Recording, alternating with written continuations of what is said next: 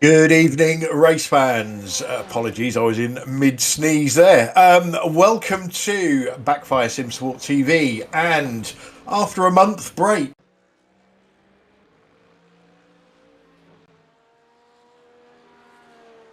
from Road America in good old US of A. I'm Clyde Whiting, and in the booth with me tonight, it is the one and only Mr. Pete Bingham. Good evening.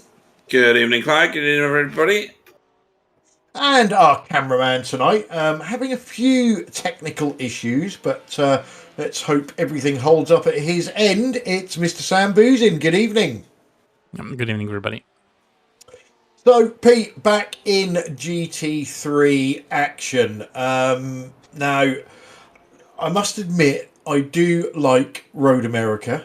I can't drive it for toffee, but I do like the racing that we get around Road America. Yeah, it's a very exciting track, most often used for endurance races. We've used it for endurance races a lot. And why not? It's such an iconic track for these cars in particular, and lots of the Le Mans series of cars. We have been here recently with other series, and have we still got a stream? I think mine's gone stale at my end. No, I'm still watching the stream. Are you really? Right, okay, in that case I'll carry on talking. Road Atlanta is my favourite of the tracks, but Road America is very, very close behind, it has to be said. It's got brilliant features, lots of overtaking opportunities, and also lots of opportunities for even the most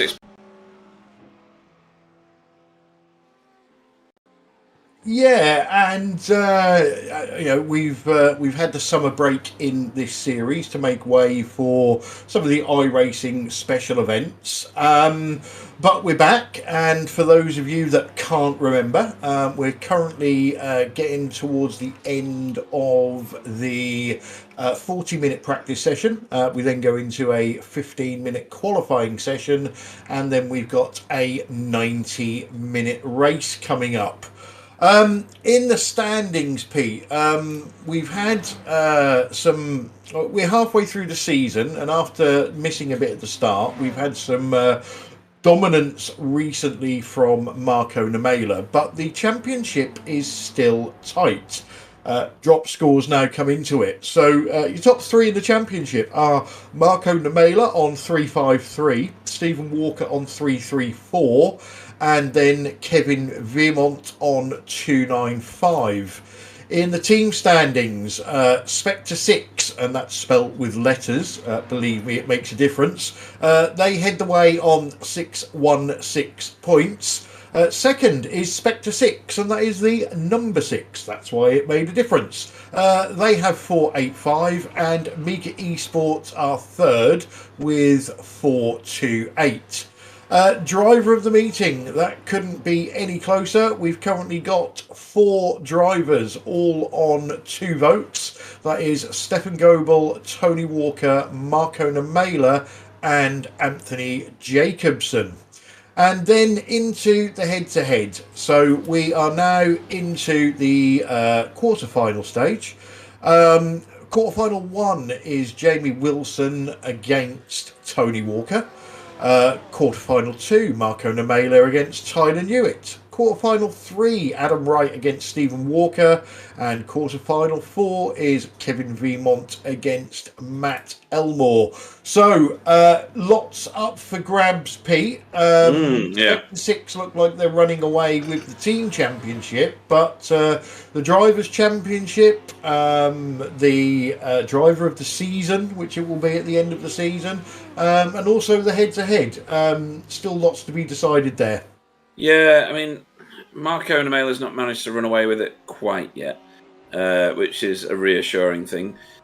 Stephen Walker, very good in every car, a lot like Marco Namela, proving that he's really good in rear-wheel drive cars. But with Kevin Vermont not that far behind, it's quite a tight little top 3, and Russell Cowell racing. Not that far behind either. Only 13 points out of the top 3. Jamie Wilson, we always know, shows well in all disciplines. 50 points behind him. But he's not here. But he's not here. No, that's surprising. I know he's got some clashes throughout the year. In fact, I think I remember him saying he's not back for a few races because of schedule clashes. Yeah, and he might be disappointed by the time he gets back to see how far he's dropped, but he'll be prepared for that, I'm sure. He'll be expecting not to be showing at the top of the table by then. But that means you've got a bit of a bigger drop back to the next driver in line, which is Shane Powell. So yeah, loads to fight for in here. The head-to-heads, some of the points have already come in, haven't they? In the previous race. We've got Tyler on a few points already. Adam Wright and Kevin Viermont. Yeah, we have. Points. Yeah, I missed that because there were so many people missing at the last round that a lot of them didn't score. So yes, exactly. Yeah, and now those people like Tyler, Adam, and Kevin have got a jump on others. Although Adam's not here, is he? No, he's not. Is he? No, so he's going to miss out on points this time, but maybe that's balanced off by the fact that he did very well last time. He got 69 points. So, yeah, there's tons to go at in this league set still. Yeah, and just going back to Jamie, I think Jamie's in the classic IndyCar series, which is a fantastic series. I've driven that one. I'm not quite sure what time their race starts, but if they start earlier than us, there's always the possibility that Jamie dies a horrible death and gets in before the end of qualifying, so you never know. So this track, Pete, you were saying, there are a number of places, aren't there, around this track that, we've said this before, you're driving around, you can't feel, I really like this track, and all of a sudden your car's round and you're in a wall. Yeah. There's a number of different places for that. If we were to jump on board with one of our drivers, we could walk it through. I think we've got enough time to do it. We've got 2 minutes left of the qualifying session. Are we not even qualifying yet? Are we not? Oh, no, we're not. Of course we're not. Right, of course. Right, here we go. We're on board. Who are we on board with? Does it matter? Let's see. So we head up Road America Straight. That's what that's called. Famous Bill Switzer barbecue on the right, just there.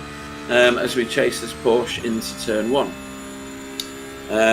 Turn 1 is a bit of a lap 1 nemesis for some people. They often end up in the gravel on the left-hand side there. And we're on board with Roman, and we're heading down towards Turn 3. You didn't miscount, folks. There was a kink back there, and you might have missed it. This is a place where lots of people will crash. Loads of off-tracks at Turn 3, on the outside and the inside, funnily enough. And then we go down Moraine Sweep here. Often you do a dive down the inside as the road dips away, so it's downhill, left-hander, lots of technicality to it, huge amounts of curb on both sides you can take, sweeping corner, and you will see some casualties off on the right-hand side there, under the bridge here, turning into Turn 6, I think this is. Ooh, a big twitch from the car in front there, as we dip into this right-hander. You can take a lot of curb on the right-hand side. We're affecting an overtake here, even in practice, and then into this very sharp left-hander before we get into the carousel, and that is lethal. You'll see cars going off on both sides and smashing into the wall on the left sometimes as we go around the carousel. No real concerns here, just hug it as close as you can to the inside, and then the lethality starts, because this is the kink. And if you go through here too fast, turn in too soon, turn in too late, you will find yourself back in pit road very quickly. It's lethal. Then we go down here through Kettle Bottoms and towards Canada Corner, which is this right-hander. Very, very technical. Again, you can see he's lost it there and he's gone round, so just proving my point. And then you would end up going through the little valley section and then to the last turn. So you're right, Clyde. Lots of places that this track can spit you back out again. Yeah, as Romain just proved to us. Now, my, shall we say, how can I be nice to myself here? My limited talent. This has always been one of those tracks where there are many, many corners that invite you to try and carry too much speed through the apex, and you end up going wide on the way out.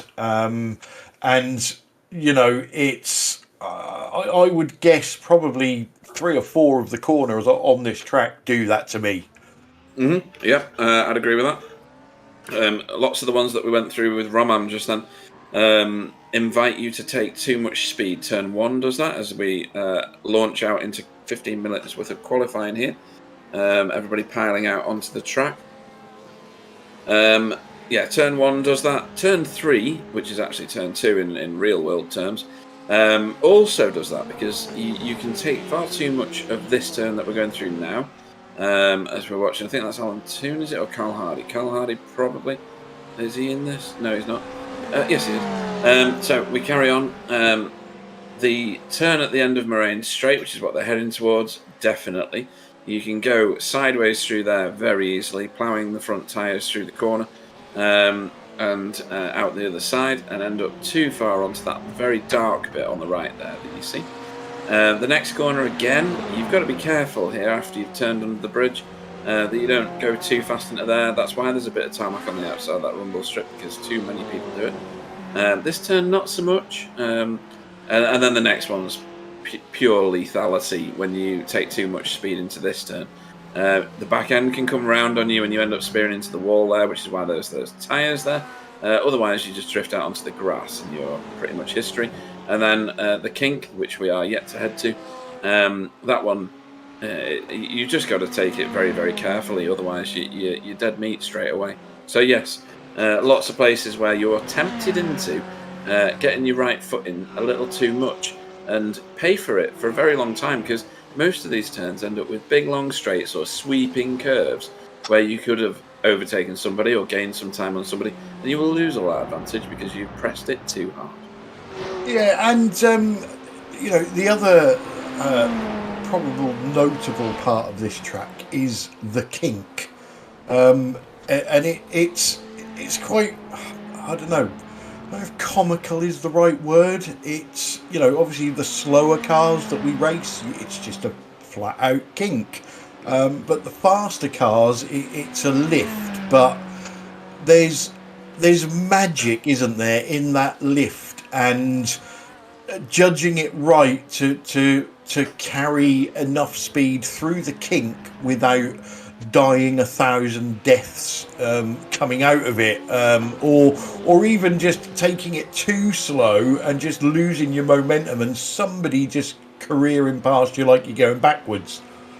Yeah, I mean, too wide into there doesn't go as well, which we will probably see with these GT3 cars because they are such a close field.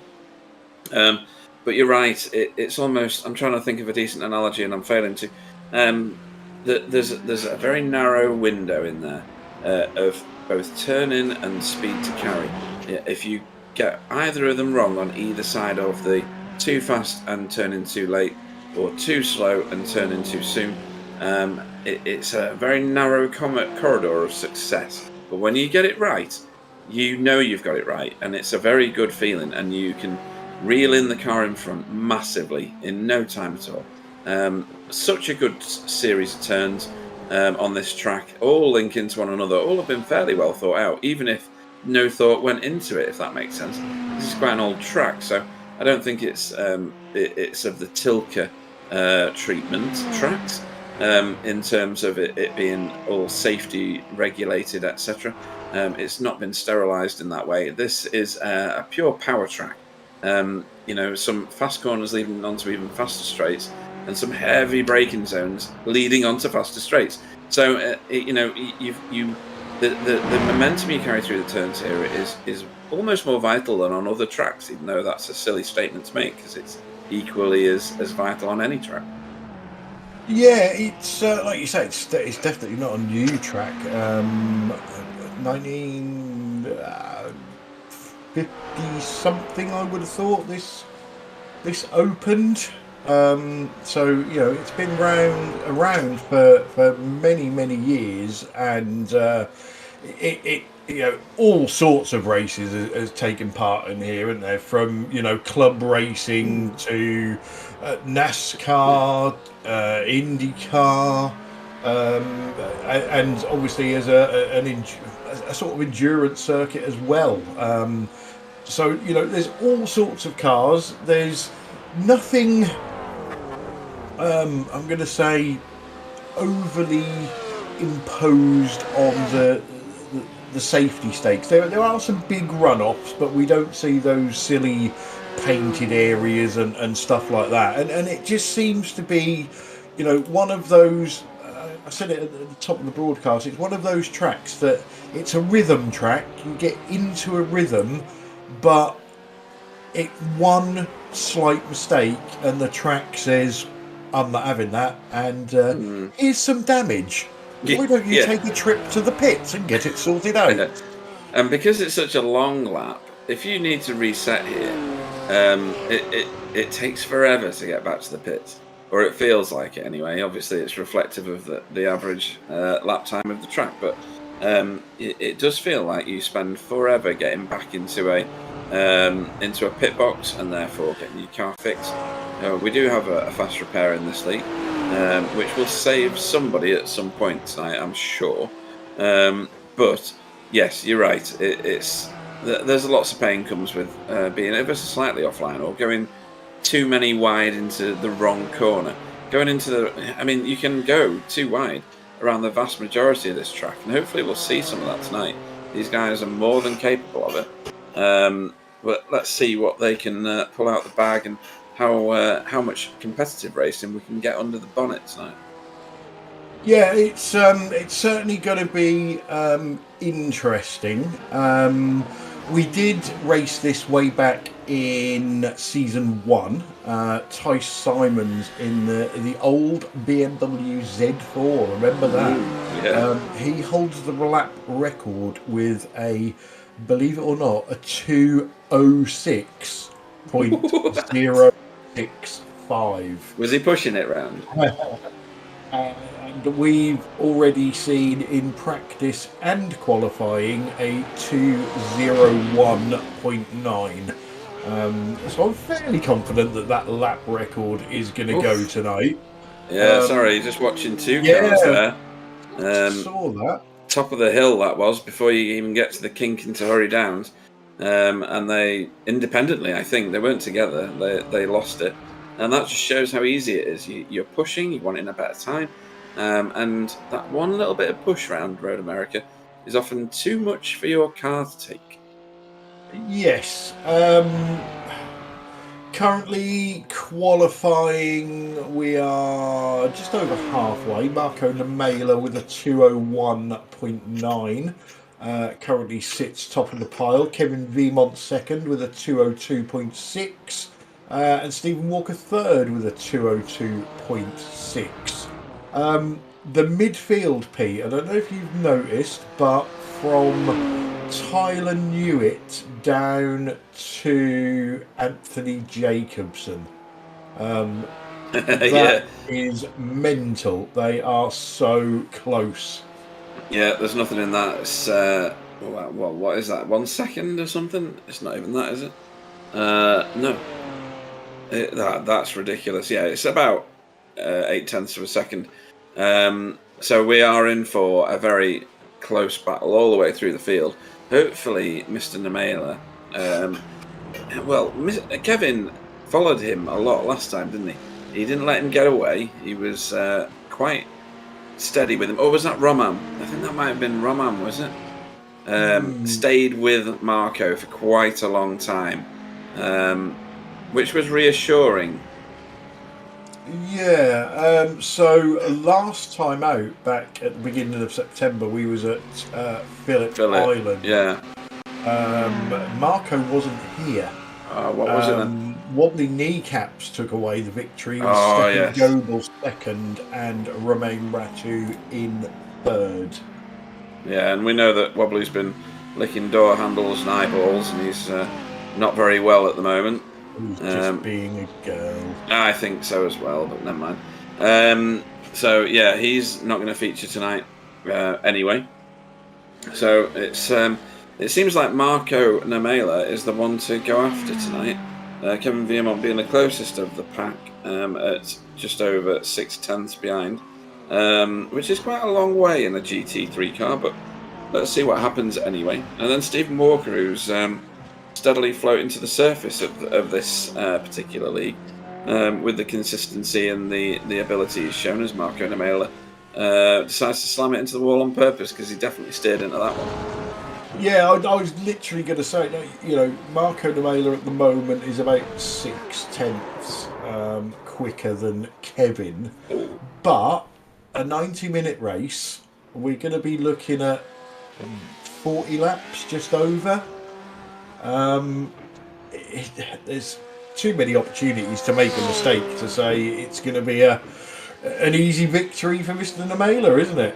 Yeah, it's a long journey, and Road America's, I don't know, if you are tuned into it and you're ticking the laps off and you're into a routine with your laps, then it can be a safe lap. It can even be a safe lap for me on occasion. If you are not in that zone, or you're having a bad day or whatever, and then Road America will punish you quite quickly.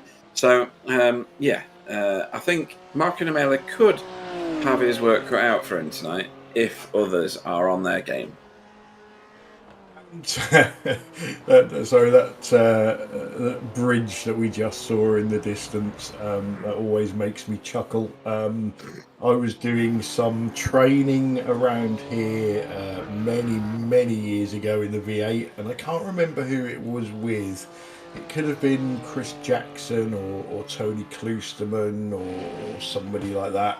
And they said to me that I was doing something wrong coming into this bridge that we're now coming up to, and that they gave the bridge its official name, and I'm like, I have no idea what you're talking about. And they're like, what do you mean? I said, well, I don't know where that bridge is on the track. So they basically jumped inside the car with me and got me to describe where I was on the track. And when I came up to that bridge and said Cheese Bridge, they basically wet themselves. But that's what we've always called it. It's the Cheese Bridge. Awesome. So, in terms of the lower end of the field, we seem to have an Alan Toon joining us tonight. Is that for the first time? No. I talked Alan into racing, said it would be good for him. He said he would only race if I did him a paint. He picked the colours, and I did the paint, and he's racing. But I'm sure he was with us at least last time out, or maybe the time before that. Right. I don't remember him showing that. So let me just have a look in the standing. No, you could be right, actually. It's a first for everything, I suppose. He hasn't scored any points, so it could be first time out for Alan. Have to ask, what is it on the door? The door. That is, I don't know if you've seen Alan's website, The Gentleman Racer.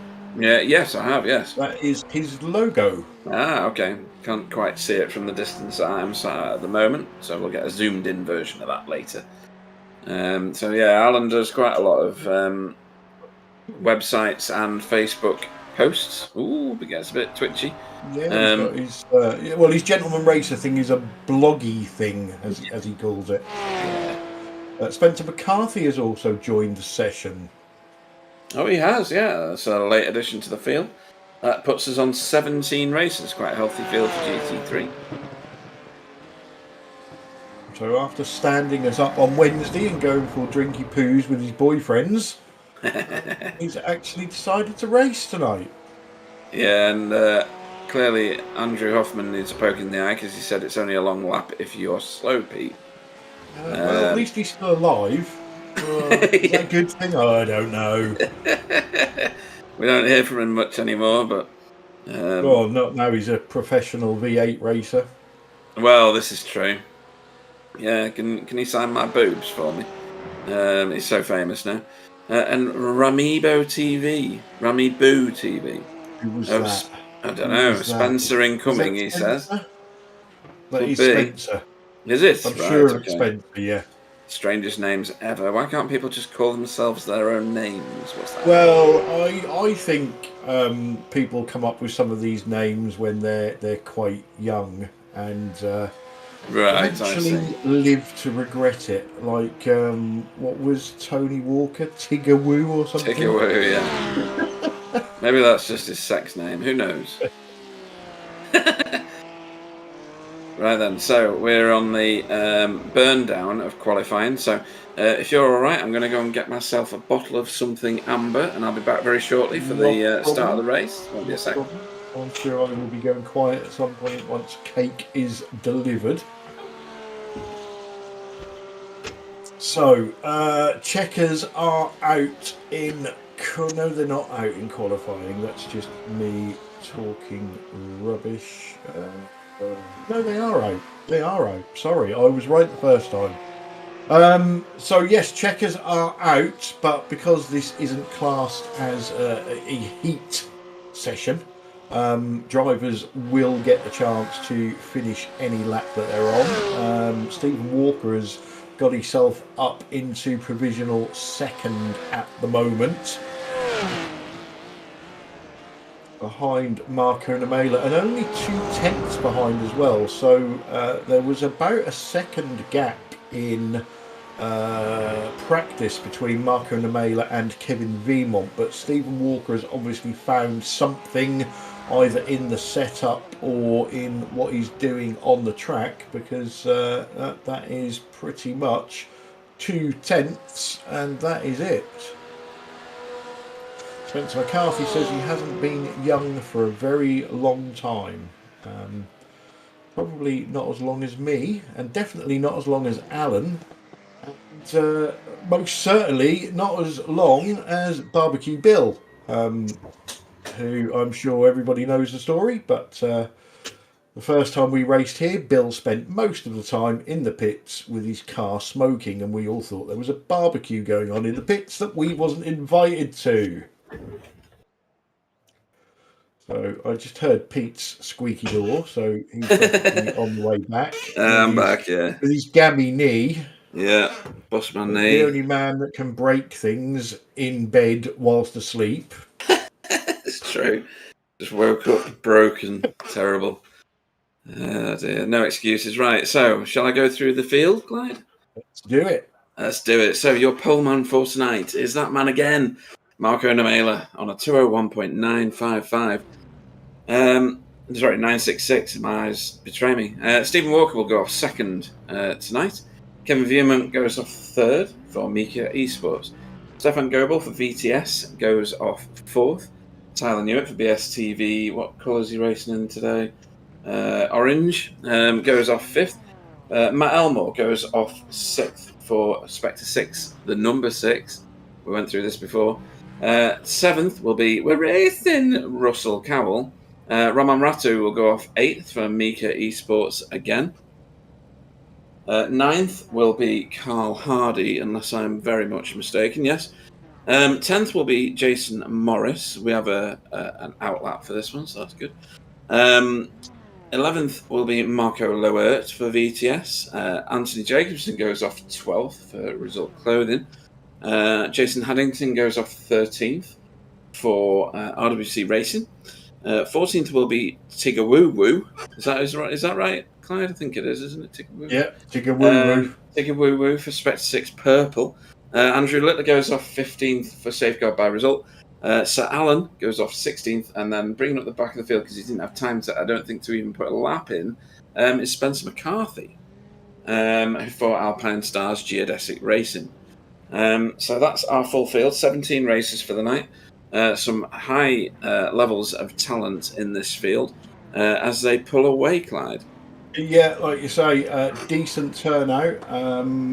We know Captain COVID isn't with us. We didn't think Tyler was going to make it because he had an argument with the door, allegedly, although I think Elizabeth hit him. But that's another story. And yeah, we've had a couple of call-offs, but healthy numbers and looking good for the rest of the season, and certainly looking good for this race, which I, for one, I'm really looking forward to. Yeah, it's going to be quite high drama, I think, right at the very start.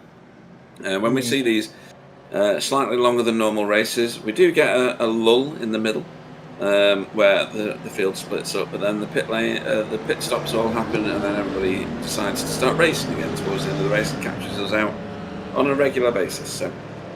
Yeah, I'm really looking forward to that midfield battle because Tyler Newitt got himself out of it a little bit and up into, I think he was already fifth, but him and Matt Elmore.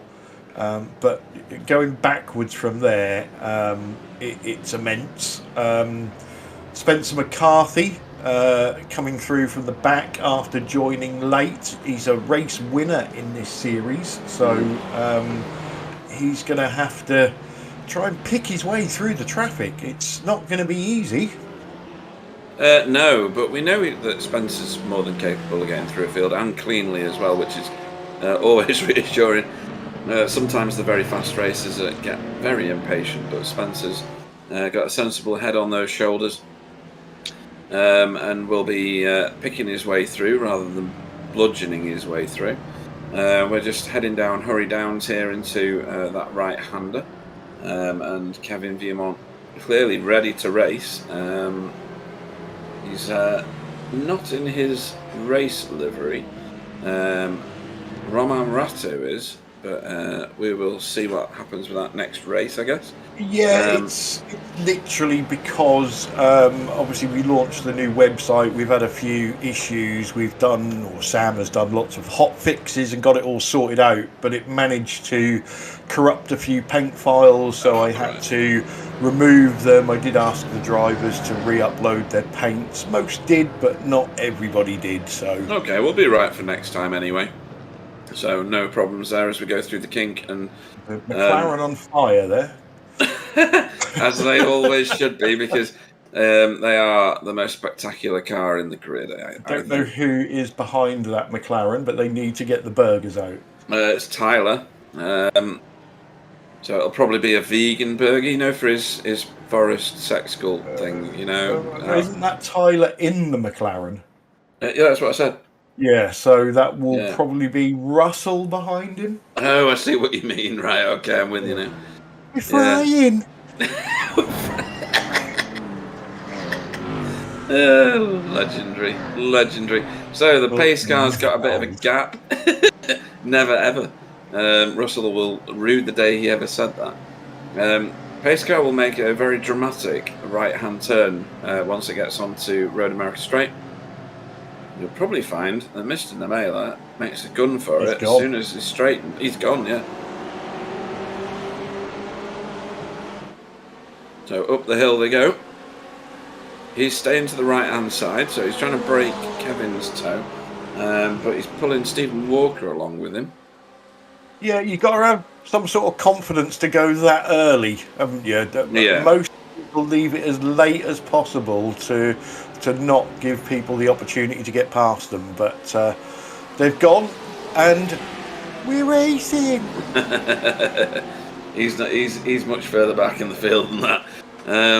So yeah, everybody safely through turn 1 and turn 3. Looking at that, Sir Alan Toon bringing up the rear of the field at the moment. Under Cheese Bridge. It does say the real cheese on it, so. Ooh, that's very close from Stefan. Is it Stefan? Yeah, Stefan Goebel. Ooh, too wide here with Roman Ratu and we're racing. Russell Cowell.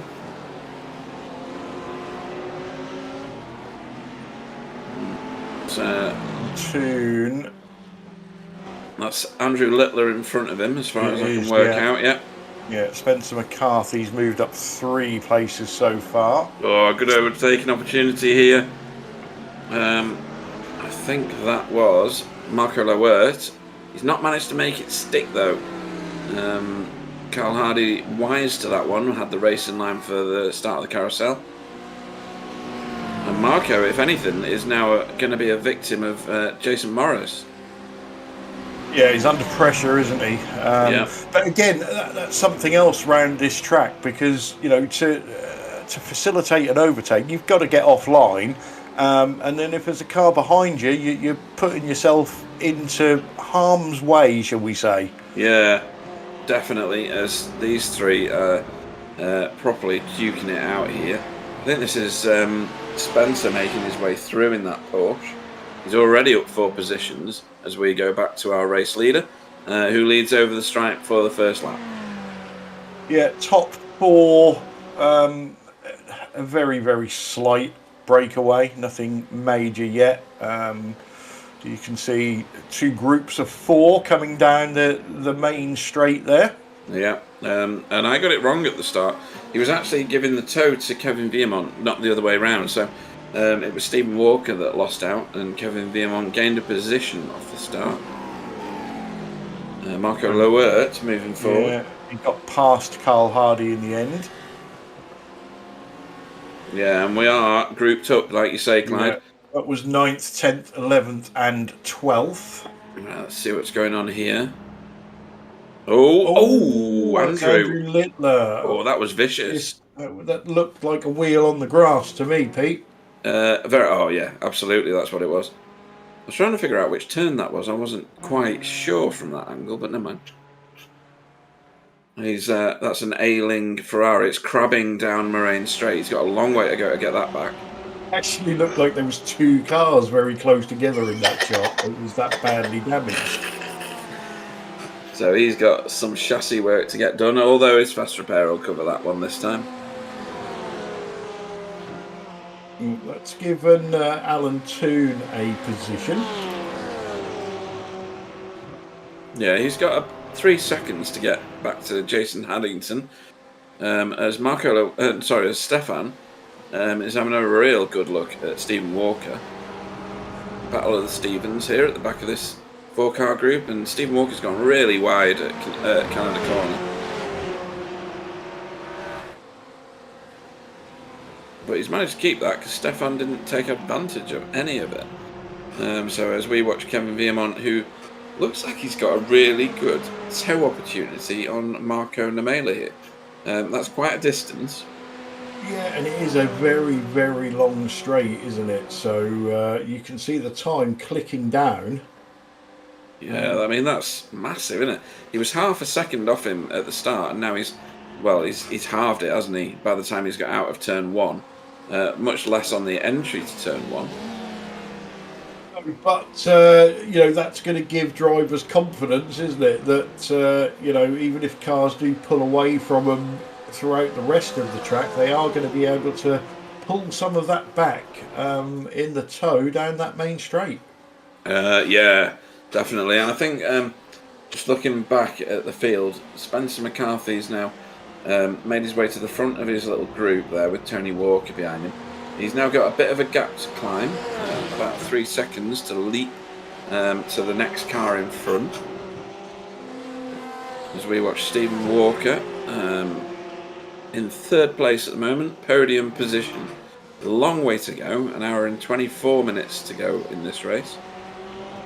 Yeah, these 2, Stephen and Stefan, will want to stay in touch with these front 2. Yeah, I think Stefan is slowly getting dropped, and I don't understand why, because he's a GT3 racer, isn't he, really? Well, unless he's made a mistake, which, as we've already said on a number of occasions, is very easy to do around here. But I'm sure he's got he's going to be getting a big old toe down the main straight with 3 cars in front of him. He is, and I don't know now whether Stephen Walker's just putting in a really, really good lap, because he is gaining ever so slightly on Kevin Viemont, who is in turn right on the boot lid now, in theory, of Marco Namela. He was 3/10 behind when he started this little journey. Yeah, which is 2/10 closer than he was last lap. I don't think it's going to be enough, but he might need to pop out just to show his nose because he's going to run out of road. Nope, that's a bit of information for the viewers there. As we come out of turn 3 onto Moraine Straight. Now, Kevin may have waited a little there on Road America Straight, in theory, because you can get snapped back on Moraine Straight quite quickly, can't you? It's another big straight after a prior big straight, so it might be a tactic for him not to do it on Road America Straight. Yeah, especially towards the end of the race. Yeah, I suppose it's less important now, isn't it? Yeah, I'm pretty sure he would like to, at least, shall we say, give Marco a bloodied nose. Yeah. Oh, hang on. Oh, who's that going round? Matt Elmore. 6 guys, yeah.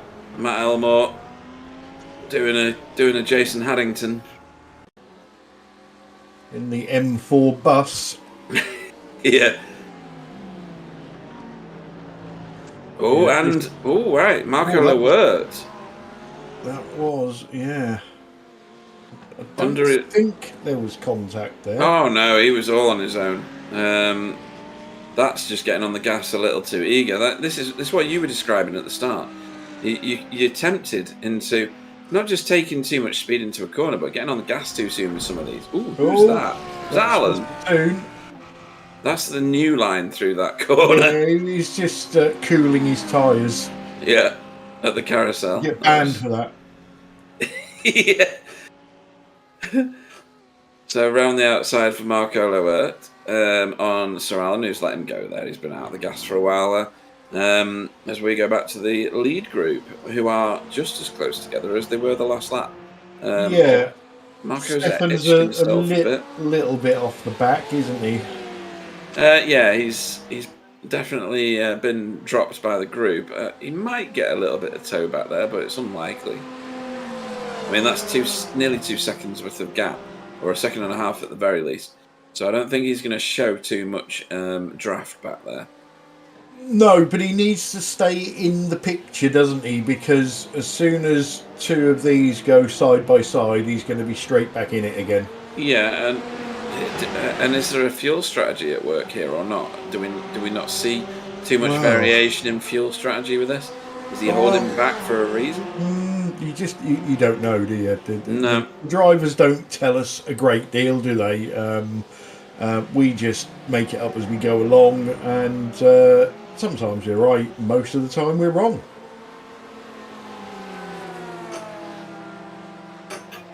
I have a question for our race director, which is, why is Spencer McCarthy in a different class? You don't know? Right, okay. Cool. I guess that's something to do with him joining so late to the session that he wasn't classified correctly. Walker as well. Oh, yeah. So they're in a little league of their own. Oh, look at this. We've got Kevin Viamont right on the boot lid. In fact, these three are just absolutely bolted together now, aren't they? We may see a change of position by the time we get to the end of the start-finish straight, I guess. It depends what the motivation is. It might be stay behind Marco and see if we can jump him in the pits, Clyde. Well, yeah, don't get me wrong, all 3 of these that we're looking at the moment are very, very talented drivers, but I suppose if somebody gave you that chance, right, you need to put your mortgage on one of these drivers, I think we would possibly pick Marco Nemela every time. So, being a Kevin or a Stephen or even a Stefan, you may need to out-tactic Marco Nemela to grab this win away from him. So I think, Kevin and Stephen are possibly going to be... I'm not even going to finish that sentence because there we go. They're about to make me look silly. So that's Kevin Viamont showing Marco Nemela that he's willing to do it. Yeah, I was going to say they would be quite happy to sit behind him and save fuel, but that's just literally gone out of the window. Yeah, so he's showing his colours there, Kevin, and his colours are red for anger. He's definitely going for this one. I was just looking back at other footage just there, and I was trying to figure out who it was I was looking at. As we make our... another replay, Clyde? Yeah, this is it again, right? Okay. So Kevin has thrown it down the inside. Good move, that, to be honest. Yeah, but well controlled, well weighted. It just didn't carry enough speed. Yeah, no. Two left-handers there. You would guess he would have got it done before this right, but as soon as they get to the right-hander, that's it. Yeah, I think he was very cautious going into the turn 5 left-hander and showed a bit too much speed and couldn't carry the momentum up the hill into the next left-hander at turn 6. So lessons to be learnt there for Kevin, and I'm sure he'll work them out before he has to do it again. Yeah, but what that says to Marco Namela is, listen, buddy, you ain't having this all your own way. Yeah. As we're watching, who is that in a Lamborghini? That looks like Jason Haddington and Matt Elmore.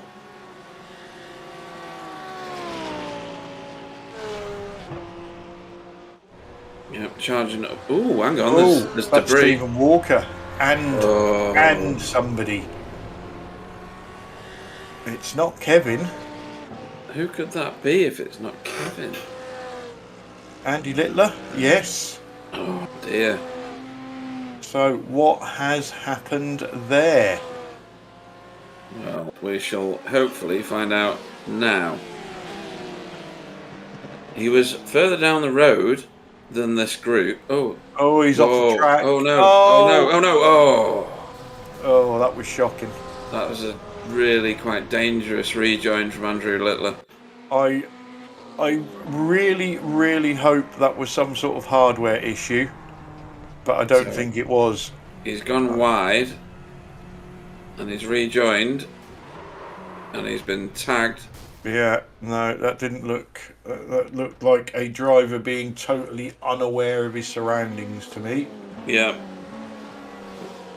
Yeah, that's not a good rejoin at all. That's what not to do, folks. This is it from the viewpoint of the driver behind, Stephen Walker, and he had nowhere to go. No, just as Stephen Walker got the run on Kevin.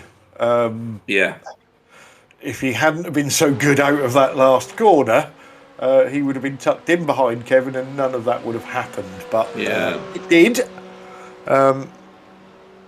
Race-defining moment, I think you put that down to. I'm pretty sure that Stephen Walker's reset to the pits, because the front end of that car would have been worth nothing. Oh, without a doubt. Yeah. So let's took one of our potential winners out of the equation at the moment. However, I'm hoping that Stephen Walker gets back on track, because there are points to be salvaged, because he is doing really well in the championship. Yeah. I mean, all the points are valuable for someone in his position at the moment. As we watch Kevin Viemont losing time to Marco Namela now after that. That happens sometimes, doesn't it? You see something happen with the person that you are racing with, and it affects how you approach the next few laps. I have a feeling, and this is a pure guess, that maybe Kevin saw what was going on with Andrew, maybe lifted slightly. That's what gave Stephen the run on him, and also made Kevin lose time to Marco. Yes, yeah, good point. All of those things will have been evident there.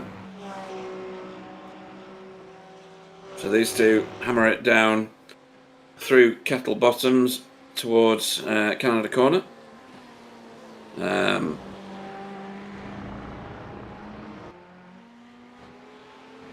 are on, I can't figure out which lap we're on at the minute. Spencer McCarthy is up to 9th. We are currently on lap 8.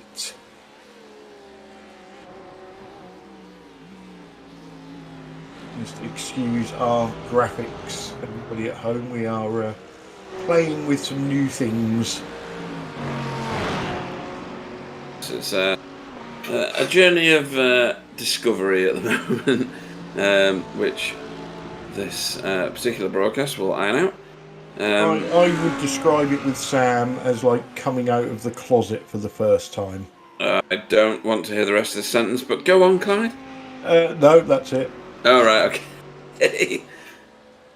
So Spencer McCarthy closing in here quite rapidly on Jason Morris.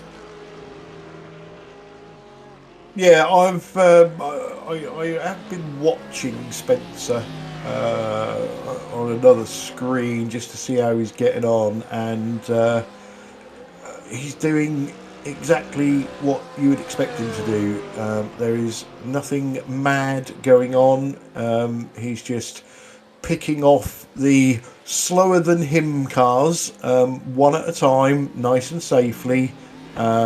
Obviously losing time to the guys up front, but slowly working his way up there. I'm sure he will do something in the pit stop as well that's going to help his strategy, and he's just going to see how far he can finish up this field. Yeah, I think top 5 is an easy target for him. Given the fact that he's moved up 8 places already, I know the ones in front of him now get harder and harder the further forward he goes. But I think top 5 is going to be achievable and a great result for Spencer McCarthy tonight. I think that would be a great result because, cars in front of him now, Jason Morris. Now, we're starting to see Jason in more and more of our leagues, and, he might not be winning races, but he can certainly wheel a number of different cars. Russell Cowell seems to go well in these GT3s, and then you're into the likes of Tyler Newitt. That's just to get 5th. He's got to get past those 4 drivers, and then after that it just gets immensely hard, and he's going to need some fairy dust sprinkled on the track somewhere and some accidents, I think, to get any further up the timing tower. Yeah, we've seen one significant accident already. Doesn't mean that more won't happen, but you're right. Double R, Stefan, Kevin, and Marco Namela, all massive challenges. I think top 5, he would go home high-fiving himself. So let's see how far he gets. Yeah, like you say, it's we've just seen it takes one driver to make a mistake, who's not even in racing for the win, and we've lost a front runner. So yeah, that could happen at any time. Yeah. This is a multi-21 surely, as Tony Walker lets Matt Elmore go there. Who we got now? We are with Carl Hardy. Heading down, hurry downs here into that turn. And there's somebody off track. That can only be Jason Morris, because there only is one Mercedes-Benz. Yeah. So he's lost it, probably under the pressure from Matt Elmore, I think it was. No, it was Spencer, wasn't it? Sorry, it was Spencer. Yeah, good call. Yeah.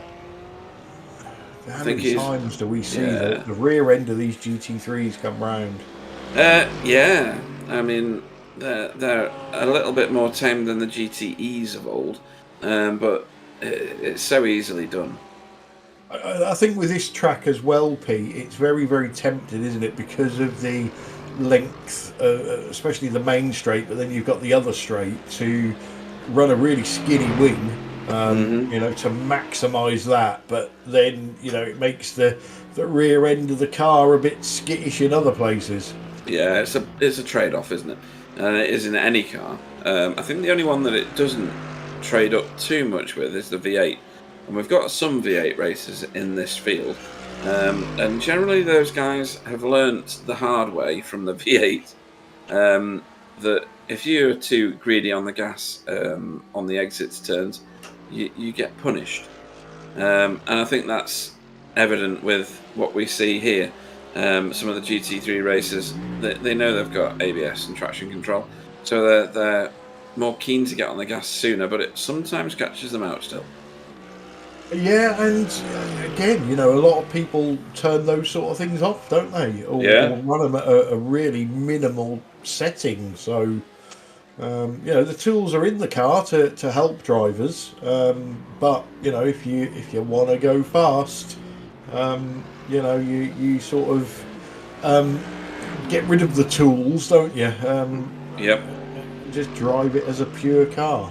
Yeah. But it does mean that drivers of, shall we say, a lesser ability can drive the cars, use the tools available, and learn the car that way. Yeah, and sorry, just watching Jason Morris, who's decided to lose it at the end of Hurry Downs. There we go. That was quite a big impact, which I'm sure we'll see again. Sorry, like you, I'm watching other people on other screens because there's a lot going on in this race, to be honest.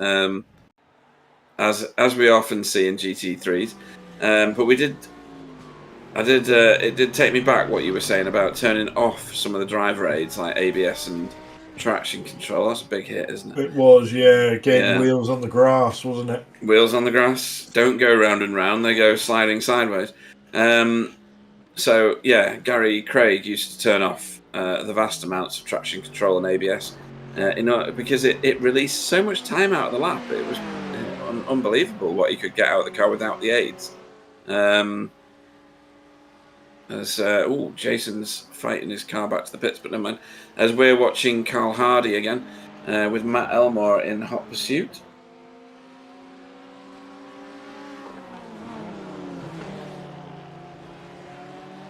He's got a good exit there, Matt Elmore.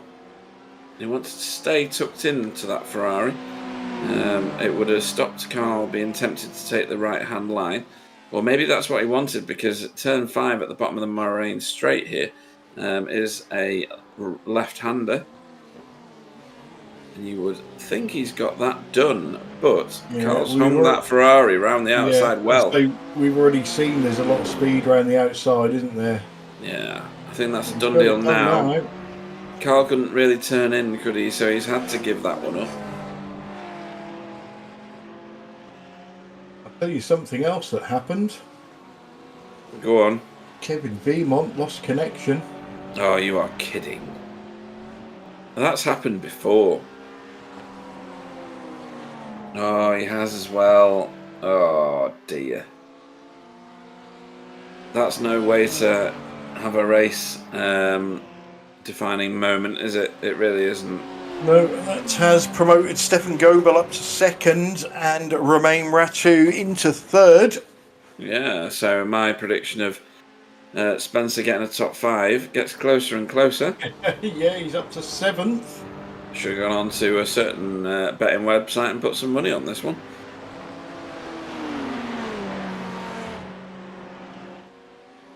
Matt Elmore with Carl Hardy now trying to take his position back. I don't think he's going to manage it, though. Matt Elmore seems to have a better command of that BMW than Carl does of the Ferrari at the moment, at any rate. And just behind them is Tigger Woo Woo. Yeah, he wants to see those two battling, doesn't he? He does, yeah. Bring him into the fight. I think he's gaining anyway. On the pair. I don't know whether he still will now that Matt Elmore's affected the pass or not.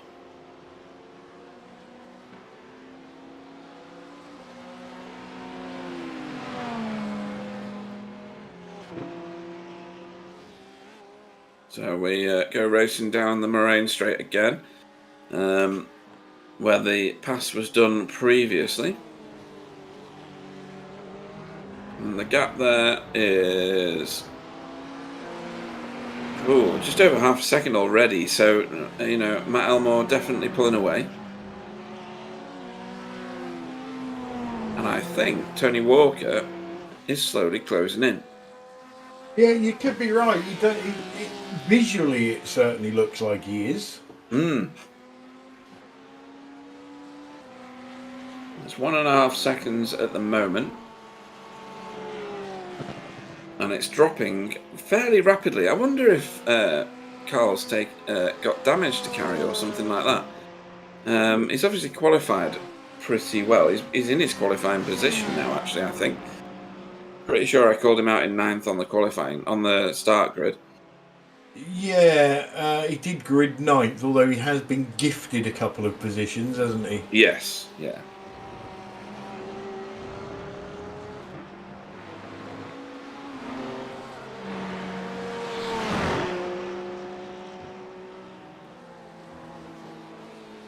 But Tony Walker, I think, is definitely...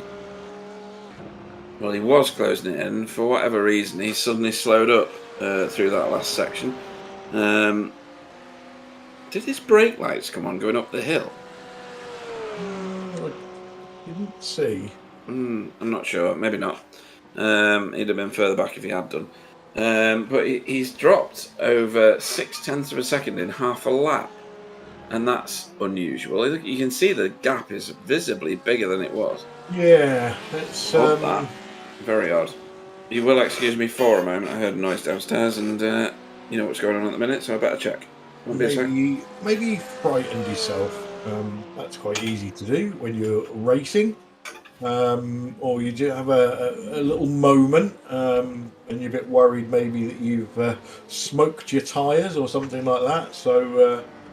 Couple of corners, just taking it nice and easy, making sure everything's okay, and then go on the chase again.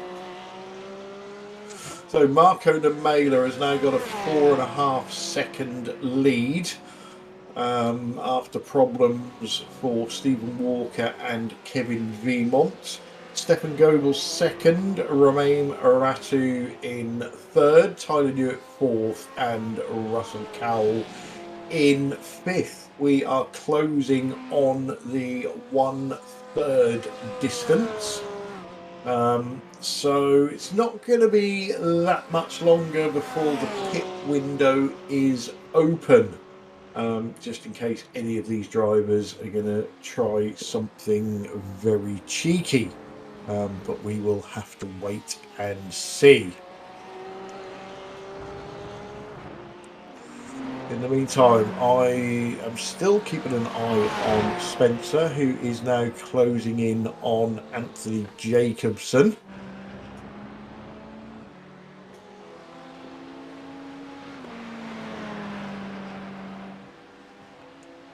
You can see Sam is busily fixing things in the background. So no more Spencer McCarthy and Tony Walker in a different class, and looks like the lap count is also working now. So well done, Sam.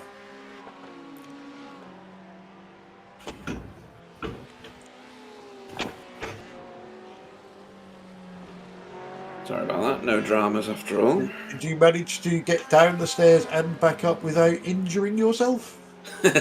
Cheeky. Yes, although it was extraordinarily painful. So, where are we up to? Well, we lost back here. We lost Andrew Littler. I'm guessing probably a bit angry with himself over that accident. Plus, I think he'd already used his fast repair, so probably had a plethora of things to repair to go out again. And we just lost Jason Morris as well.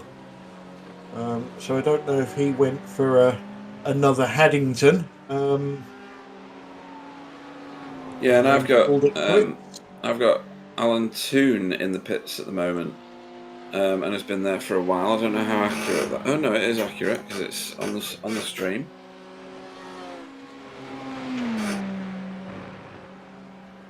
Somebody's got a very squeaky chair. That's me. Gary Craig says he's going to come and figure out why it squeaks so badly. So, because I can't figure it out, even though we've got the same racing seat. I would guess it's a weight thing. Funny guy.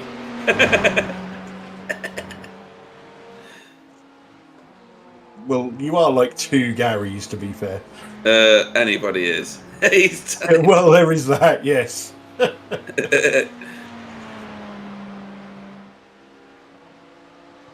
So, we watching here? We are watching Carl Hardy, still pacing behind Matt Elmore. Yeah, Matt looked like he was driving away, but I think Carl's managed to stabilise that gap. He's not getting back at Matt, but he doesn't seem to be losing any more at the moment. No, and it might be that different cars have different tyre evolutions on this track, so maybe the Ferrari needed more laps in order to work itself in. You do find that with some of the GT3 cars you used to. I've not driven them for a very long time, so I'm by no means the guru on GT3s. But Matt Elmore, yeah, you're right. He's not been stretching it out the last couple of laps, that's for sure. We are on lap 16. We've got a lap count on now, so thanks for that, Sam. And 57 minutes to go. So plenty of racing to be had here. Alan Toon's still in the pits. Who else? Oh, is he back out again now? Right, okay. Excellent. Yeah, Marco Mailer has just extended his lead by about a second. So I don't know whether it's go time for Marco because he's going to be thinking about pitting, or I think you're right. Whether Stefan made a mistake, maybe, I don't know. But Marco is now. Who's that back marker in front of him? Stephen Walker, ironically. So I think you are absolutely correct about your point about stretching his lead, getting ready for pit stops. He's just done his fastest lap of the race, a 2:03.74. We'll bring our viewers back to the fastest lap in qualifying, which was 2:01.9. So he's got a few laps in him yet before he gets back to that, as Stephen Walker lets him go. Stephen Walker must be absolutely grinding his teeth over that one, because he was less than a second and a half behind him not that long ago. Well, he's closer than that now. Not just on the lap that they're running in the race. Stefan Goebel has, he's like 5.5 seconds behind now. So I think Marco's lit the wick, and he's deciding, I'm going to create as big a gap as I can before the pit stop. Just imagine, wind the clock back 15, 20 minutes when Stephen was right up there with Marco, and a viewer went for a foggy, and it turned into a long foggy. Yeah. Then they've come back out. And they're like, oh, well, nothing's changed. Oh, dear. So Alan about to have another lap put on him here. As Marco gives him a flash of the lights to say, pick your line, I think that was. And he's going to overhaul him before he gets to turn 1, in theory. Turn on the brakes. And then off down the road a bit further for Marco Namela. Yeah, not sure whether Alan actually was braking early for that corner, or whether that's where he normally brakes. Could be, Stephen Walker's going to go past him as well. Spencer McCarthy is now getting interested in Anthony Jacobson. That'll be the battle for 6th. Anthony Jacobson's doing really well, isn't he? 6th place in a field like this. That's brilliant. To be fair, he's got a couple of driver of the meeting votes, so he certainly knows how to wheel one of these cars. Yeah.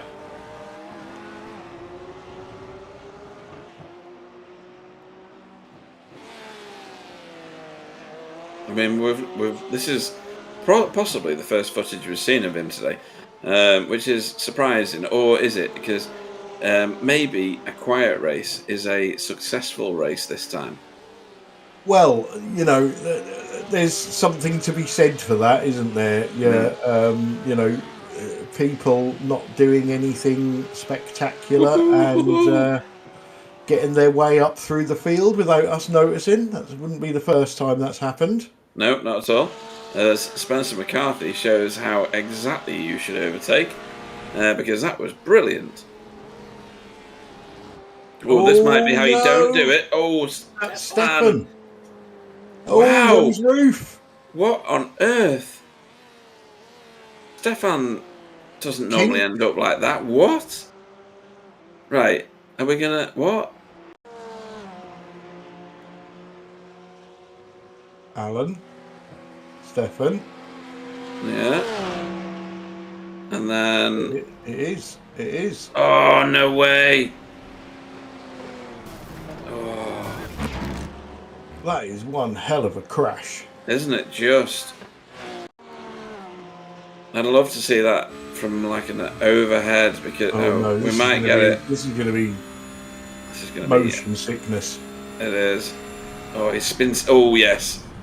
So he's made it clear what he's doing, and Alan hasn't seen him, I guess.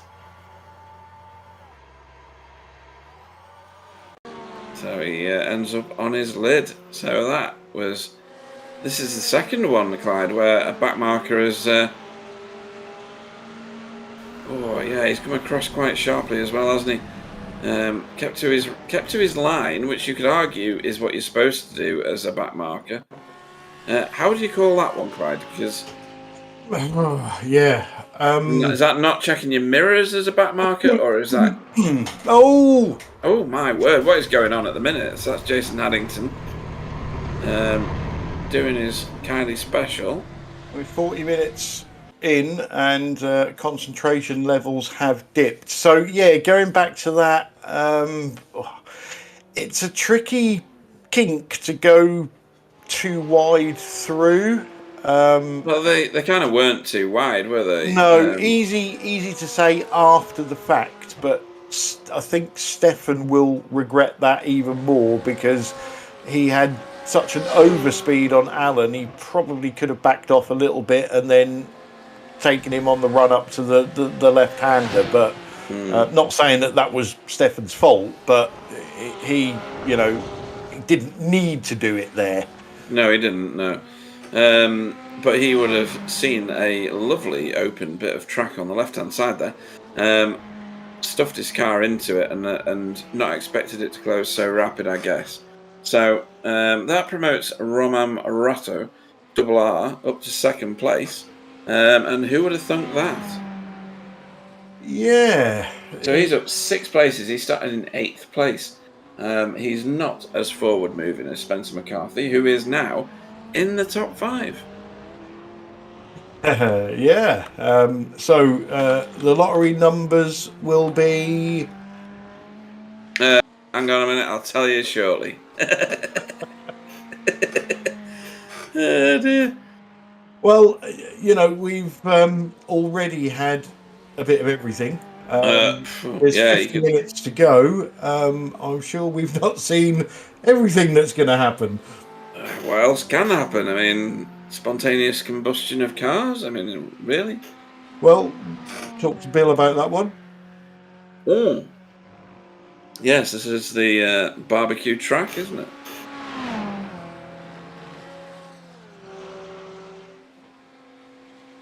So, even more surprising is Russell Carroll in 4th place. I'm sure he's going to love me saying that one. Sorry, Sam is busily sending me things that I have to keep reading. Yeah, so is this race over? Not a hope in hell. No way. There's way too much to go yet. We've got Marco Namela, who's just done his fastest lap of the race again, just there. So he's stretching his legs. He's got a 15.5 second lead nearly. Roman Ratto, though, not in such comfort. He's got only 4 seconds between him and Tyler Newitt. Then there is a big gap between himself, Tyler Newitt, and Russell Cowell. Russell Cowell's under lots and lots of pressure right now. I think from Spencer McCarthy, bearing down on him very, very heavily. Yeah, still watching Spencer. He's not quite with him, but he's not going to be too long. Yeah, and then Anthony Jacobson, who this must be one of his best showings ever. I mean, he's kept his car out of trouble, kept his car clean. Looks like he's going to make it before I curse him to the pit stops, because we are at half race distance and none of the top runners have been in yet. So he's looking very, very resplendent in 6th place. And the way that other people are throwing themselves off the track here, he could end up with a top 5 at this point. Yeah, he got a 6th at Road Atlanta. Right. Yeah. So this is equally his best showing, which is good. And yeah, that has been his best result of the season so far. Yeah, I didn't think I'd noted him any higher than that. So maybe he can better what happened last time out. As we watch Roman and Marco Nomela very far apart on the track, 15.5 seconds between them. But both incredible racers, really. They are super clean, super fast. I don't know how they extract the time they do from the cars that they drive, but they manage it, and it doesn't seem to matter what cars they drive either. Yeah, well, next time round is going to be the optimal pit stop for tyres, so halfway through the race.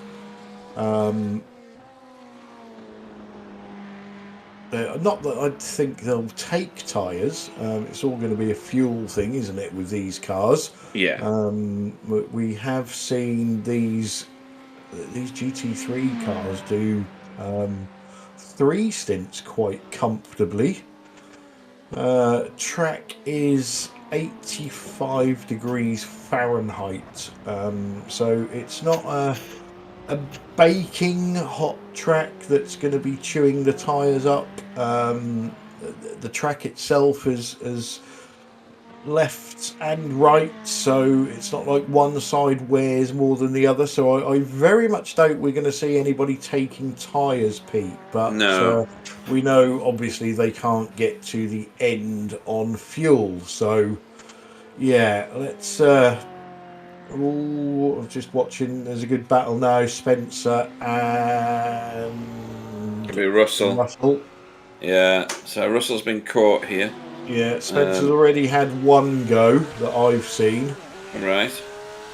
So Hurry Downs is the next overtaking opportunity. He's not got the run that he'd need for that, so he's going to stay behind him here for the left-hander. Great camera angle, this one. Into the carousel. Now, he could switch to the right-hand side of Russell's car and lift him out of the corner if there was room, but there's not. So he's going to have to wait. Yeah, like I say, great camera angle of the unfinished rear of the Audi. Through the kink here with a bit of a lift. And then this is your next overtaking opportunity, really, which is going into Canada Corner at the end of Kettle Bottoms. But I don't think that he's got anywhere near the position or the speed to do that. So he's going to have to wait even longer. This is going to be down the main straight, isn't it? I think so, yeah. Through Thunder Valley, through this left-hander that goes on forever, and then into the last corner. This is where he's going to try and set him up now, I think. He's very close. He's even closer now because he got a good punt off that corner. Yeah, and he's already getting him done on the hill, let alone into the turn. He's not letting him move over the track. That's perfect, really, isn't it? That was a done deal as they came out of that corner, wasn't it? He didn't even need a toe down the straight. No, and if you were going to write a 300-page dossier on how to do an overtake, I think Spencer McCarthy wrote it just there.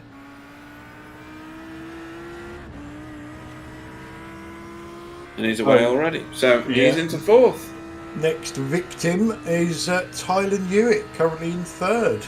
He's got a bit of a way to go, though. 13.7 seconds, I think it is, or something to that tune, is it? Or am I reading the wrong line? No, I think I'm right. There's quite a distance up to Tyler.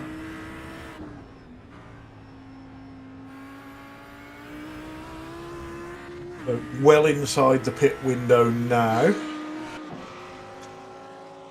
And it doesn't look like any of the top runners are considering it just yet either, because I don't think anybody has been in yet, if I'm No. honest, apart from those with damage. yeah, so all the way, the whole of the top 10 haven't been in. Our first pit stopper was Stefan Goebel, and that was through damage. Stephen Walker, we know, through damage. Jason Haddington, we saw him doing a Kylie and into the wall, damage. Kevin Viermont, damage. Alan Toon is retired from the race, as far as I can see. Maybe not. Is he still turning laps? His time is still ticking, so yes, he's still in it. And then Jason Morris and Andrew Littler both retired from the race. So, Sir Alan, on your screen, apologies, I thought you'd gone, but you haven't, so that's great. And Kevin Viermont closing in on him now. Back to these two, who are the closest duo on track. But that gap is leading. You see the tyre tracks in the grass just there? Yeah. Whose was that? That's new. Take your pick. But yeah, Spencer pulling away from Russell, isn't he? He is. I think there's a lot of experience in that gap as it grows. Marco Namela making his way into the carousel. Oh, no, he's not. He's making his way into Hurry Downs here. And that looks like Stefan Goebel ahead of him that he's going to put a lap on. And again, it's another one, isn't it, where Stefan was in fourth not that long ago, really. And with a potential, we were talking like he might have a potential for a top 3. And now, unfortunately, he's way back here. Yeah, after obviously the very large accident we saw him. Ended up upside down, wondering where he was. Although, I suppose if you get a crash, flip over, slide along on your roof, not too bad. Worst ones are when it goes track sky, track sky, track sky, track sky. Yeah, and a little bit extra damage each time you see a new bit of sky. So Marco Namela up the hill. Oh, Kevin Viermont. What is going on here? Yeah. Right, we're going to have to see how that worked out, because Kevin's not a crashy driver. Well, not normally, anyway. Oh, tyres off. On the grass. Yep. Does what he's supposed to and slams his foot on the brake, which is the right thing to do. Means he doesn't bring anybody else into his crashes with him. But yeah, round again for Kevin. A bit of damage he'd have picked up from that, I'm assuming. Yeah, now we saw Kevin have a disconnect, didn't we? Yeah. Spencer McCarthy's in the pits. Oh. Hopefully he had his fast repair turned off, so when he rejoined, he was just good to go. Yeah. Because otherwise that'll be gone. Yeah, let's hope not, because his teammate's doing rather well, and from what we've seen already tonight, he could still end up with a decent finish, given the fact that we're only just over halfway through this race. We're looking at Tyler Newitt, who's keeping his nose clean in third place again. We saw this in V8s as well, didn't we? We've not seen much of Tyler tonight, but the McLaren, on the few little bits we have seen, does seem to be, he's going to spin now, but I'm going to say behaving itself tonight. Yeah, some people think that the McLaren's quite an animal to tame, and I suppose it can be on different tracks. I've always got on with it quite well. Myself and Gary used to drive this, and we've done some endurance races in it as well. And I quite like it. I do like the fact that there's fire coming out the back of it, because that is totally cool, and I'm not shallow at all in that respect. Well, let's see what Tyler can do with it tonight, because he's done rather well with it in the past. So, Well, it was described to me as the most evil car ever invented. who described it as that? Oh, I can't remember. I think there's other cars that warrant that description more than the McLaren does.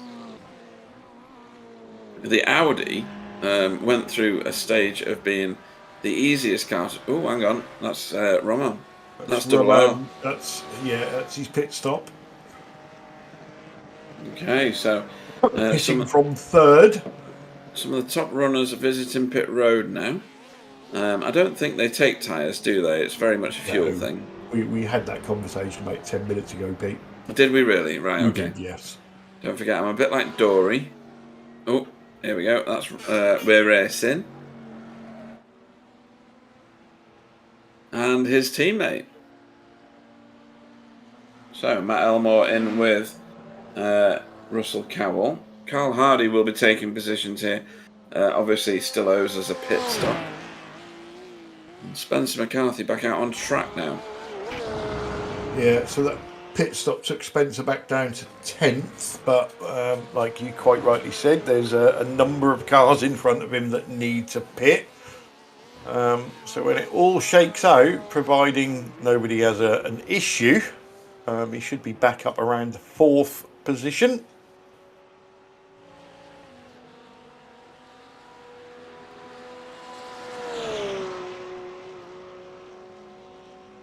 Yeah, so he's passed everybody that was currently in the pits, with the exception, I think, of Marco, who has not pitted yet. No, top Roman. 4. Yeah. Top 4 and Marco Lower are yet to pit. I think our race leader has just entered pit road. You are correct for once. Hey, there's always once a race that I could be correct. What's Tyler going to do? Is Tyler going to go again, or is he going to box the car? He's boxing the car. Surprising for Tyler. He can normally do about 10 laps more than anybody else.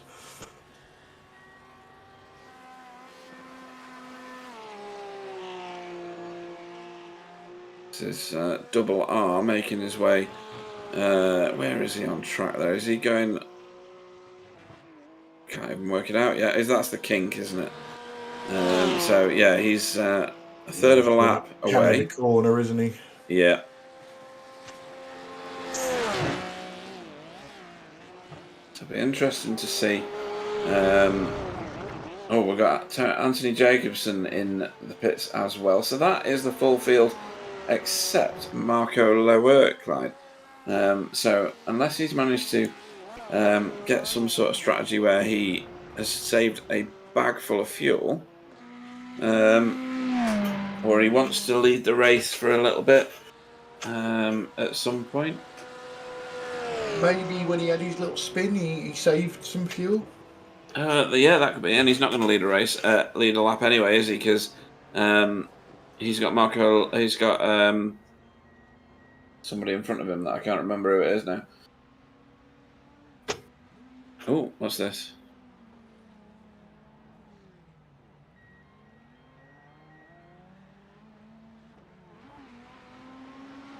Marco and Amela leaving the pits. Did I miss something in that?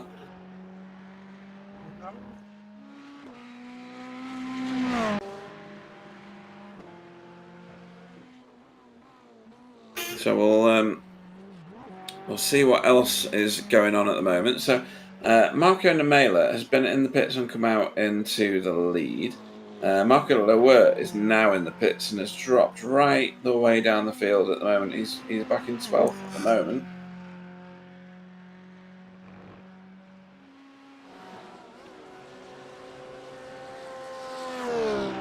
So we'll have to see where he finally emerges, but I think that 12th is probably it.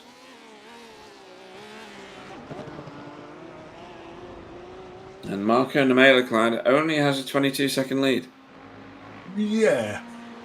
But that's not all down to Marco's talent, is it? It's pretty much the drivers behind him, one way or another, committing harry-carry. Yes. I have to ask Clyde, what is it? What? Whatever it is you're stuffing your face with at the minute. It is Bakewell cake. Right. As opposed to tart. Okay. And can you remember Angel Delight? Yes. Angel Delight ice cream. Didn't know that such a thing existed. Mm-hmm. Weird. I also remember that stuff was... It tasted very odd. And most of it was strawberry, and I didn't like strawberry. Do you remember semolina? Butterscotch was the best one. I've never had that, I don't think. I'm not that posh. Yeah, semolina. I love semolina. Do you? Yeah, big blob of jam in it. Yeah. Mix it up and make it pink. Yeah, that's the one. So this looks like a bit of a tasty bit. So we've got Matt Elmore, is this? I think it is.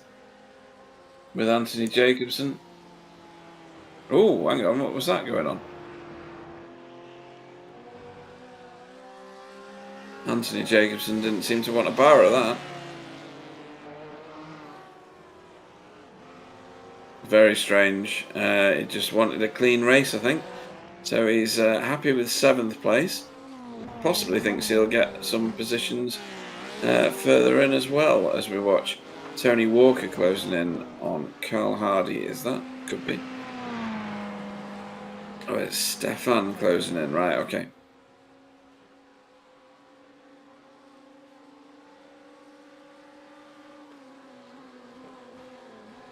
So yeah, here's Stephen Walker as well. So the protagonists from the beginning of the race are coming together again towards the latter stages. Say latter stages, we've got a third of the race to go yet. Anthony Jacobson still less than a second behind Matt Elmore. You would expect to get dropped, but you don't know what's going to happen in this race. Everybody else has had some sort of incident apart from the top 5. With Russell Cowell showing well again. Spencer McCarthy up a whopping 13 places from the start and has done so with some brilliant overtakes. It's been an absolute clinic from Spencer McCarthy. He's still got time, hasn't he, as well? Well, he's only got 3.5 seconds or so to Tyler Newitt, and he's chipping into that lead constantly at the moment. I think there's a top 3 in it for Spencer, and we were debating before whether a 5 would be in it for him. So let's see what he can manage by the end of the race, but I think it's on. On board with Anthony Jacobson here. That's Matt Elmore in front of him. And, alright, yeah, we're on Stefan now. Thanks, race director.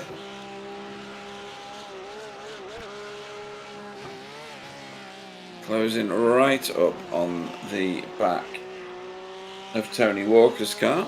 That's the 85 in front of you. That's turn 3. Should be 2 as we make our way down Moraine Straight here, which is, or Sweep, sorry. Which accounts for a turn 4 somewhere because at the bottom of the hill down here is turn 5.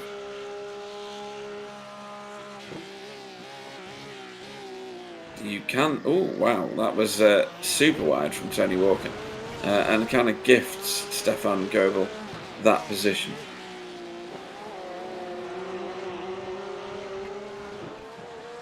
It's probably the easiest overtake of Stefan's last 20 races, I would think. Like, he just kind of stepped out of the way and said, no, you first. Yeah, obviously Stefan finding out that the car goes quicker when it's the right way up. Yeah.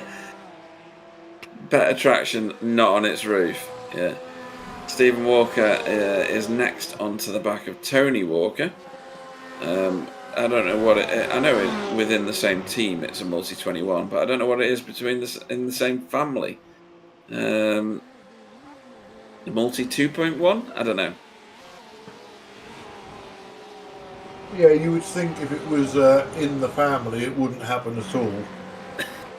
Yeah, Because there would be dinner time bragging rights. absolutely. Sibling rivalry, etc. Oh, that looks like a Carl Hardy off to the right. It is a Carl Hardy off to the right. So he's done what many racers have done before him. As we watch Stephen Walker, this is Walker on Walker, or the Walker brothers. I'm pretty sure that's funny to somebody other than me. Sorting themselves out by turn one, but Carl Hardy has done what every racer has done at Road America at some point. Got the last turn wrong and speared off into the right-hand wall on the last turn. Because everybody has done that right there. He didn't hit the wall, though. So you've got to be grateful for small mercies. Oh, we've got a good slow-mo of it, though, which is going to be good.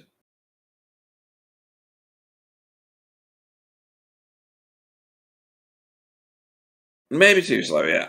Race director's busy laughing in my ear. I don't know whether he is on the broadcast or not, but here we go. Gets a bit of curb, and that's all you need on that last turn. A bit too much curb, to be fair. And then the back end lifted up, and too much gas for that combination. Round he goes, but he gets it pretty much onto the brakes straight away and avoids anything with the wall. So that's the best you could hope for in that situation, I think.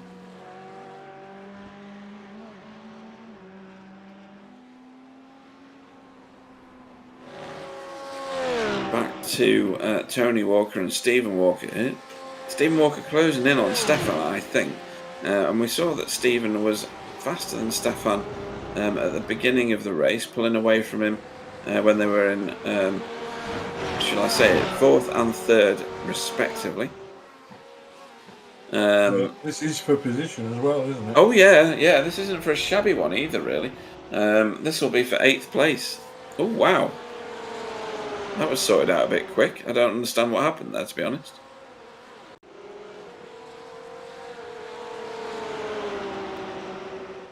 Good job, race director's not on the stream.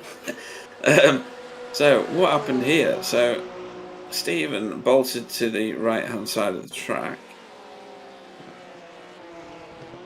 after he'd affected the over. Oh, right. Stefan got tyres off, and that is what caused that situation. Yeah, it just looked like more traction for Stephen, didn't it, coming out of the corner? Yeah, absolutely. I'm with you on the cheese bridge. I'm thinking that is exactly what that says. I've got another dessert for you. What? You're not eating a second dessert? No. Oh, right, okay. Do you remember? Blancmange? Tapioca. Yeah. It was a bit like frog spawn, wasn't it? Yeah, that's the stuff. It's not good. Not good. I couldn't stomach that. I thought you were going to go blancmange on me then. And that was pretty synthetic, wasn't it? That was gross, wasn't it? Yeah, I might as well have eaten Crayola crayons, which I did, I think, when I was a very small child, but never mind. Probably explains something of my adolescence and adulthood, but there you go.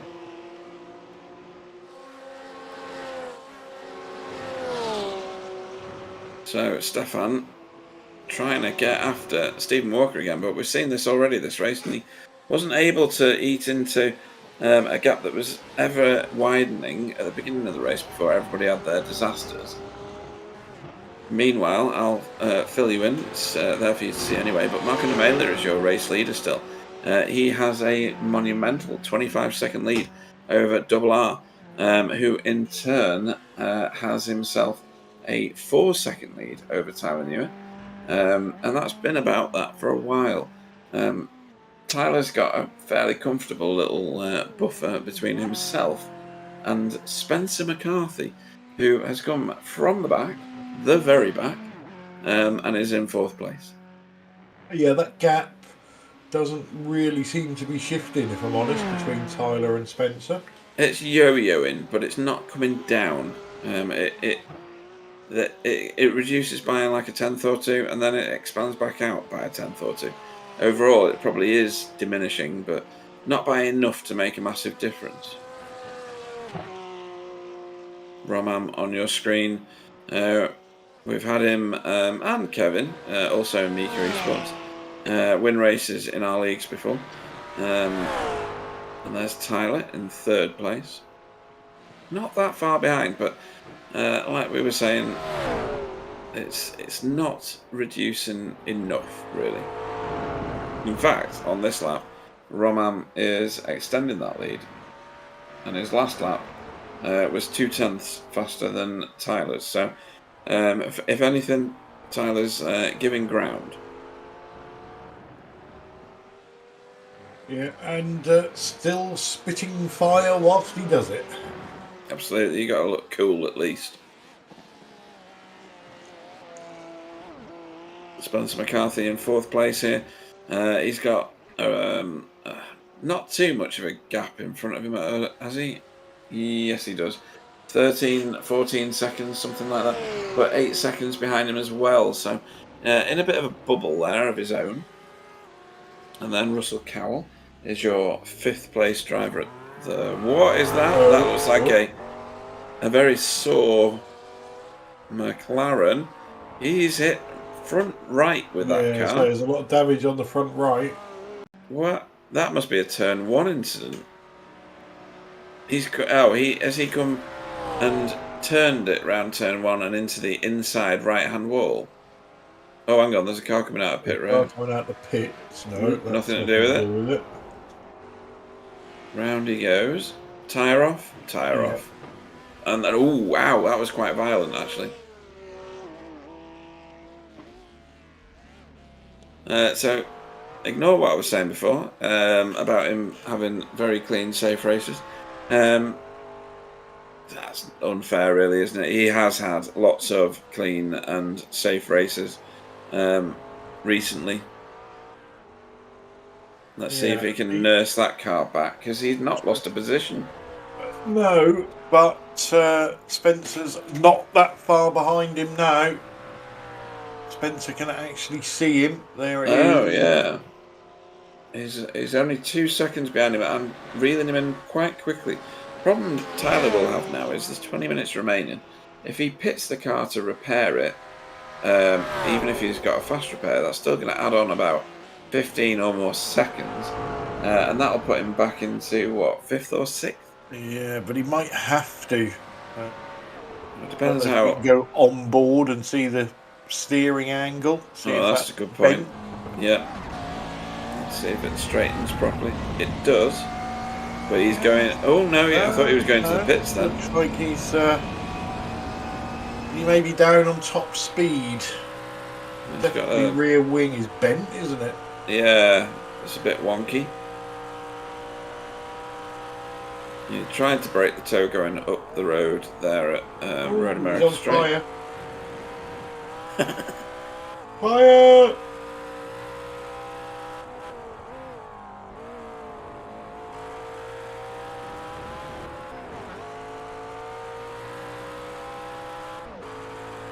Yeah, Spencer McCarthy. You get any closer, I'm going to melt you.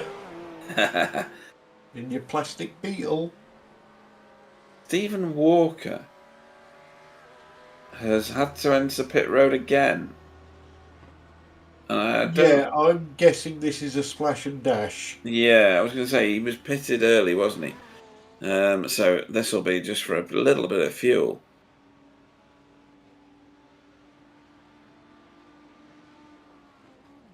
Tyler's car's not limping, but that gap is coming down fairly reasonably. Oh, and Carl Hardy's found the tyres, has he? Trying to figure out where that is. Is that this last turn again? No. No, it's turn one. Wow, they're all getting caught out at turn one tonight. This must be the third one.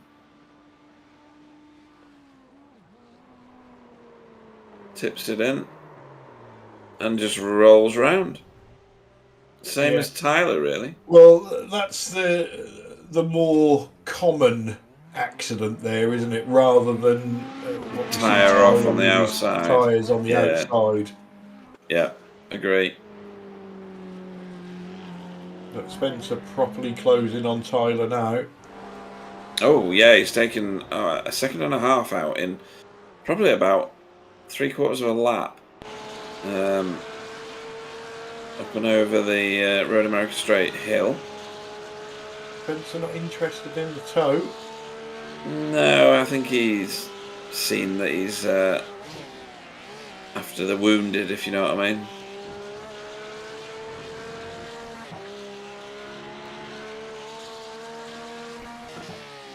Keeps to his line.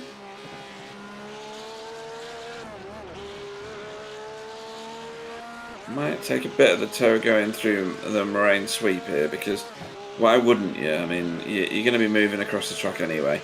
And look at the speed difference. Look at that. He's just eating into it. Comes off the gas early though. Doesn't want to get too tagged up with him in this turn. He knows he's got time. And I suppose if he looks forward, the gap to the next car, in theory, is insurmountable now, isn't it? 17 minutes to go and a 16-second gap. He's not going to do a second a lap unless Roman has equally such bad luck as Tyler. So he's not in any massive rush right now. And you've got to think, Spencer started from last place and is going to get himself, unless something bad happens, a podium finish. It's certainly looking that way. Although Tyler is doing all he can to make that McLaren as wide as possible. Yeah, using all the bits of the road enough to make him a nuisance, if that makes sense. Even Tyler must know that he's down on top speed or handling or whatever it is that's slowing him through these corners. Sometimes your car's possibly not that damaged, but you believe it to be, so you drive slower, don't you? Exactly, yes. Tyler straight out of the toe, and Spencer's following him this time. Yeah, he's got overdrive now, and he should be clear of him by the time he gets into the turn. He is, so well before it actually. So that's probably possibly one of the first indications that Tyler's got that he's slow down on speed, but probably not, because Tyler's quite an astute person. He'll have realised that a while back, I would think. Yeah, he did go past him like he was standing still, didn't he? So he did, yeah. Tyler will do well to hang on to the back of him. Yeah, Marco Lower is in close company, I think, with Carl Hardy at the minute as well. We've got to stay with this for now.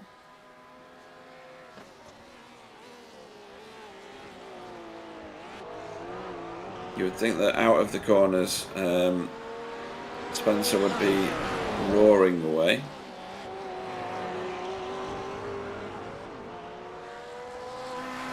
You often find with rear-wheel drive cars with front-end damage that that looked like an unhappy Ferrari. This is a Carl Hardy. Again, yep. There's a few corners that he's not crashed at. I'm sure he'll take him off before the end of the race. And round he goes very slowly, and donuts it. Actually, you're going to give him good style points for that, or it would have been if he'd got it back on the track. Yeah, Alan Toon has had a drive of shame. He's racked up his points. We've got a few drivers in double figures as well. And of all ironies, and it's not really an irony, Kevin Viermont has just done the fastest lap of the race in 15th place. Yeah. We knew he had speed. Oh, yes. But just the internet gremlins reached out and grabbed him from the server. And yeah, I don't know whether immediately Marco Namela took that back off him doing a 203.36, but no, Kevin's still got it, 203.23, that's fine. Thought I'd misread my screen for a moment there.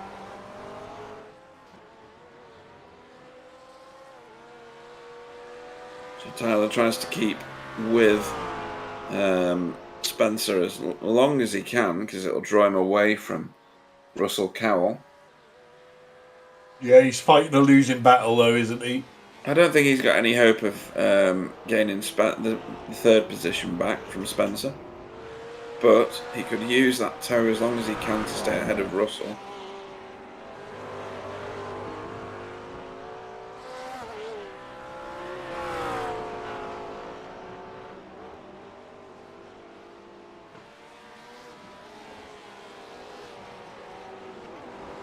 So yeah, Marco Lower, Jason Harrington and Carl Hardy coming together quite rapidly now, I think.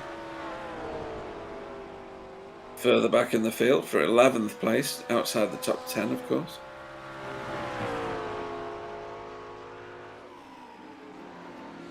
And here we are. These three are all here for position. Certainly are. So 2 Lamborghinis and a Ferrari. Marco having a really good look at Jason Haddington. All of these guys have had issues through the race at some point.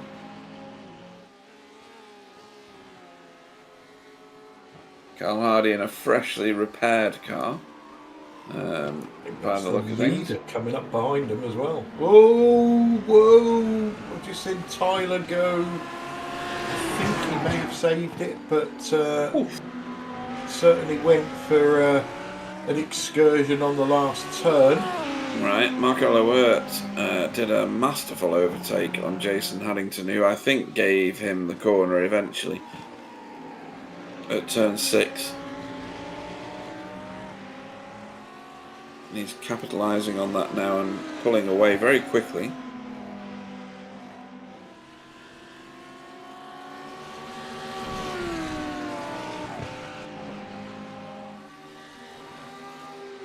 Yeah, Tyler knew it. Significantly nearer to Russell Cowell on the timing screen. Yeah, it was a very, very wide excursion. It was off to the left on the final turn and just managed to get back on track before that wall came to meet him. And Jason Harrington's at risk of losing a position here to Carl Hardy. Carl's definitely pulling in on him. And if we look just a tiny bit further back down the track, that is your race leader, Marco Nemela, tracking these three and about to put a lap on them all. Carl Hardy gets out of the way to let Marco Nemela through.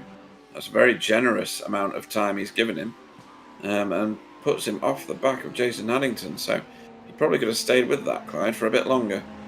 Yeah, unless he was just hoping to, I don't know, use Marco as a pick, maybe. I'm not really sure.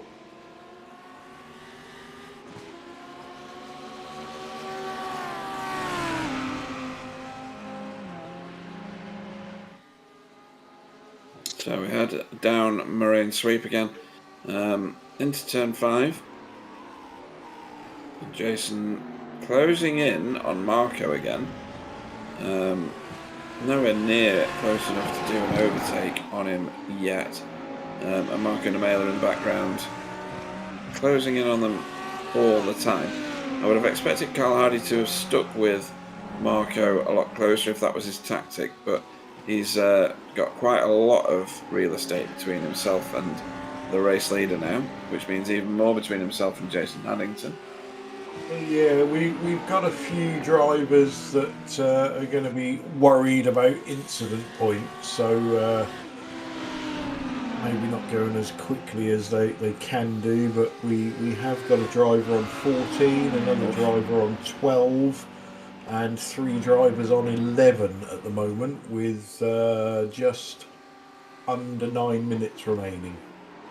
Yeah, and our race leader round the outside of Jason Haddington and underneath him into Canada Corner as Marco Lewert disappears off into the last turn.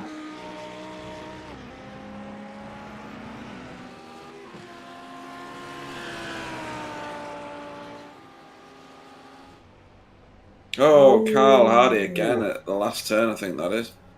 That's going to be a drive of shame. Is it really? He's going to take it immediately as well. I don't think he hit anything again. He's done well in that respect, but he's been very spinny tonight, hasn't he?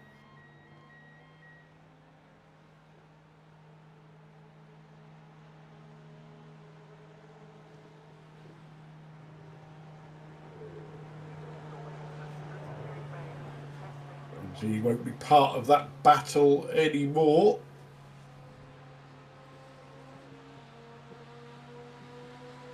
A long pit lane as well, isn't it? It goes on forever. I think everybody's done a drive through here at some point. He's going to pop out behind Jason Haddington now, so he's not lost a massive amount of positions by doing that, but it's certainly not helped his cause.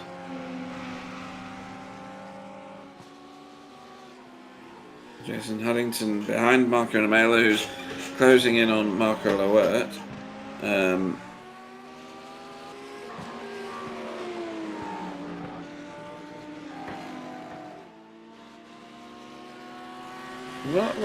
Does Marcus Bletz not race anymore? He was always part of the VTS Germany pool, wasn't he? Seen him for a while, have we?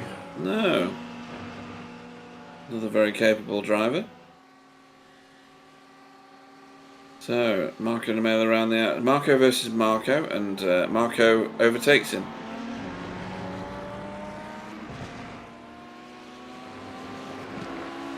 Yeah, I think Marco Lowert there trying to do that and lose minimal time so that Jason Haddington can't get anywhere near him. Yeah, all of the Lamborghinis. At the minute, Anthony Jacobson's winning that particular little trophy that doesn't really exist.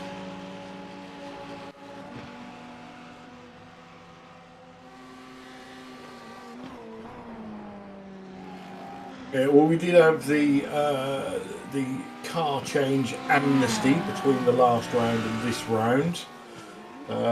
Marco Namela bailed from the Merc to the Ferrari. Who else bailed? Let me have a look through the list. I believe Anthony Jacobson bailed. I don't know what car he was driving, but he's now in the Porsche.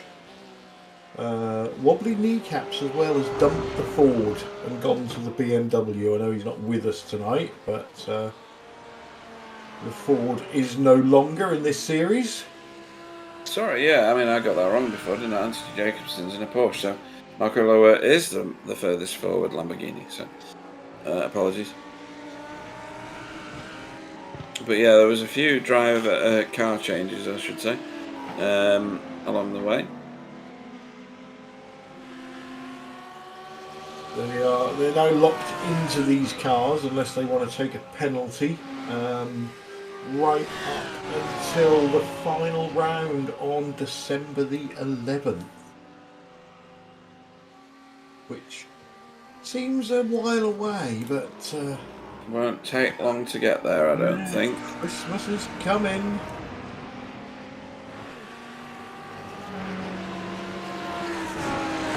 Yeah, so we've got a few races actually in quick succession for this series.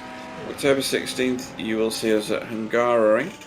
October 16th, that's round 7. Round 8 is on November the 6th, and that's at Bathurst. That'll be a blast round. Bathurst in these cars, that'll be brilliant. Then the Marmite track of Barcelona, and I'm assuming, Clyde, that is the new version. Or is it historic? No, I think it's the GP version. Right, okay. So some will and some will not like that track on November 20th. And then, as Clyde just said, December 11 will see us at Silverstone for the final round 10 of this series. So tune in for all of those, folks.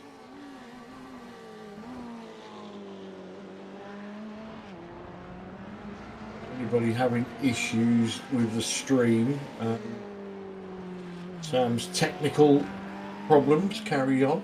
He's now struggling with internets, but we have only got 3 minutes to go in the race, so hopefully that will carry us through to the end. Yeah, Marco Namela, imperious at the moment, really. 40 seconds in the lead. Double R is your second place racer. He's got a 9-second lead over Spencer McCarthy, who rounds out your provisional podium at the moment. And 8.5 seconds sees Tyler Newitt behind him after Tyler did an excursion that I don't think we saw on camera, but Clyde talked us through a little bit earlier. Yeah, I just caught it out the corner of my eye on another screen. But yeah. Marco's a strange one, isn't it? Because people will look back at the result on this race and go, well, 40 seconds. Nobody could get anywhere near him. But in reality, the three drivers that went with him at the start have all had different issues, haven't they? Stephen Walker and Stefan Goebel with back markers, Kevin Viermont with an internet disconnect. We could be looking at a totally different race if those things hadn't have happened. Oh, too right. I mean, when you look at the fastest laps, Kevin Viermont is still the fastest lap of the race. He did it when he was in 15th place. He's still in 15th place at 2:03.23. You look a little bit further forward and you see Stephen Walker currently in 10th place. He was third at 2:03.41. They're all super competitive with Marco Namela, who's done a fastest lap of 2:03.36. And yes, one swallow does not make a summer, but these are all drivers that can tick off 2:03s routinely and lap after lap. Spencer McCarthy at 2:03.99. You look at Double R, and he's not set the time in Screens of Light in terms of the fastest lap at 2:04.35. That's a second slower than Marco Namela, but he's in second place. He's stayed out of trouble, kept it clean, ticked off the laps as he's seen. Yes, he's 42 seconds behind by the end of the race, but look at the points he's holding. Great result. Yeah. He has been the stealth driver tonight, hasn't he? We've not really looked at him. We've not needed to, like you say. He's not really been doing. Oh, who was that? Sorry, I just looked up and there was a car sideways. That was a Porsche. Oh, there's quite a few of them. Stefan, I'm going to guess. No? No, there's a few cars here. Oh, Stephen Walker. He was sideways. I'll tell you what though, Stefan Goebel's gone to pit road. That is another splash and dash, isn't it? It must be. Oh, a naughty boy. He's gone through a drive-through. Oh dear. Thanks, race director, who whispered that in my ear. There's another one as well for Kevin Viermont.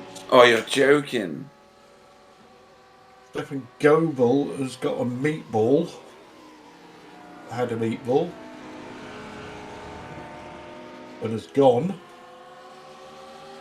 What, from the session? Yeah. Kevin Viermont has a drive-through. We are currently watching, I'm assuming, last lap. Marco Namela coming around last corner to take the checker. He's not quite at the last corner yet. No, he's not. He's halfway around the lap. Sorry. That's my bad eyesight. Apologies. I thought it was way further around the lap than that. I got my corners all mixed up. So hurry downs here into that tight left-hander, which is preceding the carousel. He will bolt it to the inside of this corner. It's funny, you do get a few people who drift it into the middle and then take the corner flatter. I don't know that there's a benefit to either tactic, to be honest. Depends on what car you're in, I guess. Through the kink for the final time.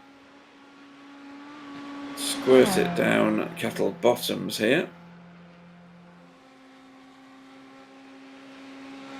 43.5 seconds will be his lead, probably, by the time he gets to the end. Maybe it's just going to be 43 seconds. It doesn't seem like he's pressing the gas pedal too hard. And now he's in the last corner. And up the hill he goes. For a fantastic victory, Marco Namela.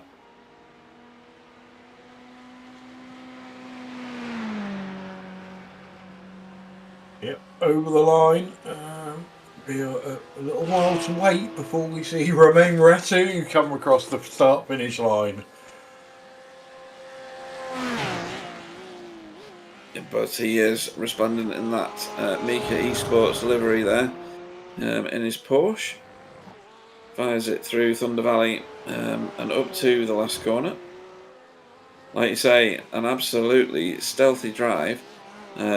Kept it clean, kept it out of trouble. Didn't spin it, didn't do any of the other things that others did. Didn't get tangled up with any back markers. And over the hill for a very well-earned second place double R. And I'll tell you what, Spencer McCarthy wasn't that far behind him from the back of the grid in third. Yeah, great result there. That's how you do that. And then Tyler Newitt, limping up the hill, one might say, in a damaged McLaren. Next over the line is Russell Cowell in fifth, closely followed by is that Matt Elmore in sixth. Yeah, his teammate, yeah, right behind him. And then Anthony Jacobson, great drive, kept it clean pretty much, kept well out of everybody's way and gets himself a really well-earned 7th place. Next across the line in 8th should be Tigger Woo Woo, also known as Tony Walker. And bragging rights over his brother. Yeah, who's already finished, so we won't see him cross the line. He was in a gaggle of cars earlier that finished. And then Kevin Viemo. Way down. He'll be probably very disappointed with that. Obviously, internet ruined his race there. His teammate, the opposite side of that story, really. No internet issues, no issues at all. 2nd place for double R. Yeah, shame for Kevin, but these things do happen, unfortunately. Yeah, so your race results for round 6 at Road America for GTCC are Marco Namela takes away the win for Glacier Racing. In 2nd place was Double R Roman Ratto for Mika Esports.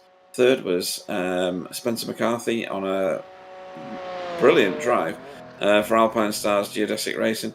Tyler Newitt finished 4th for BSTV Sports Orange with We're Racing. Russell Cowell in 5th for Spectre 6, the letters.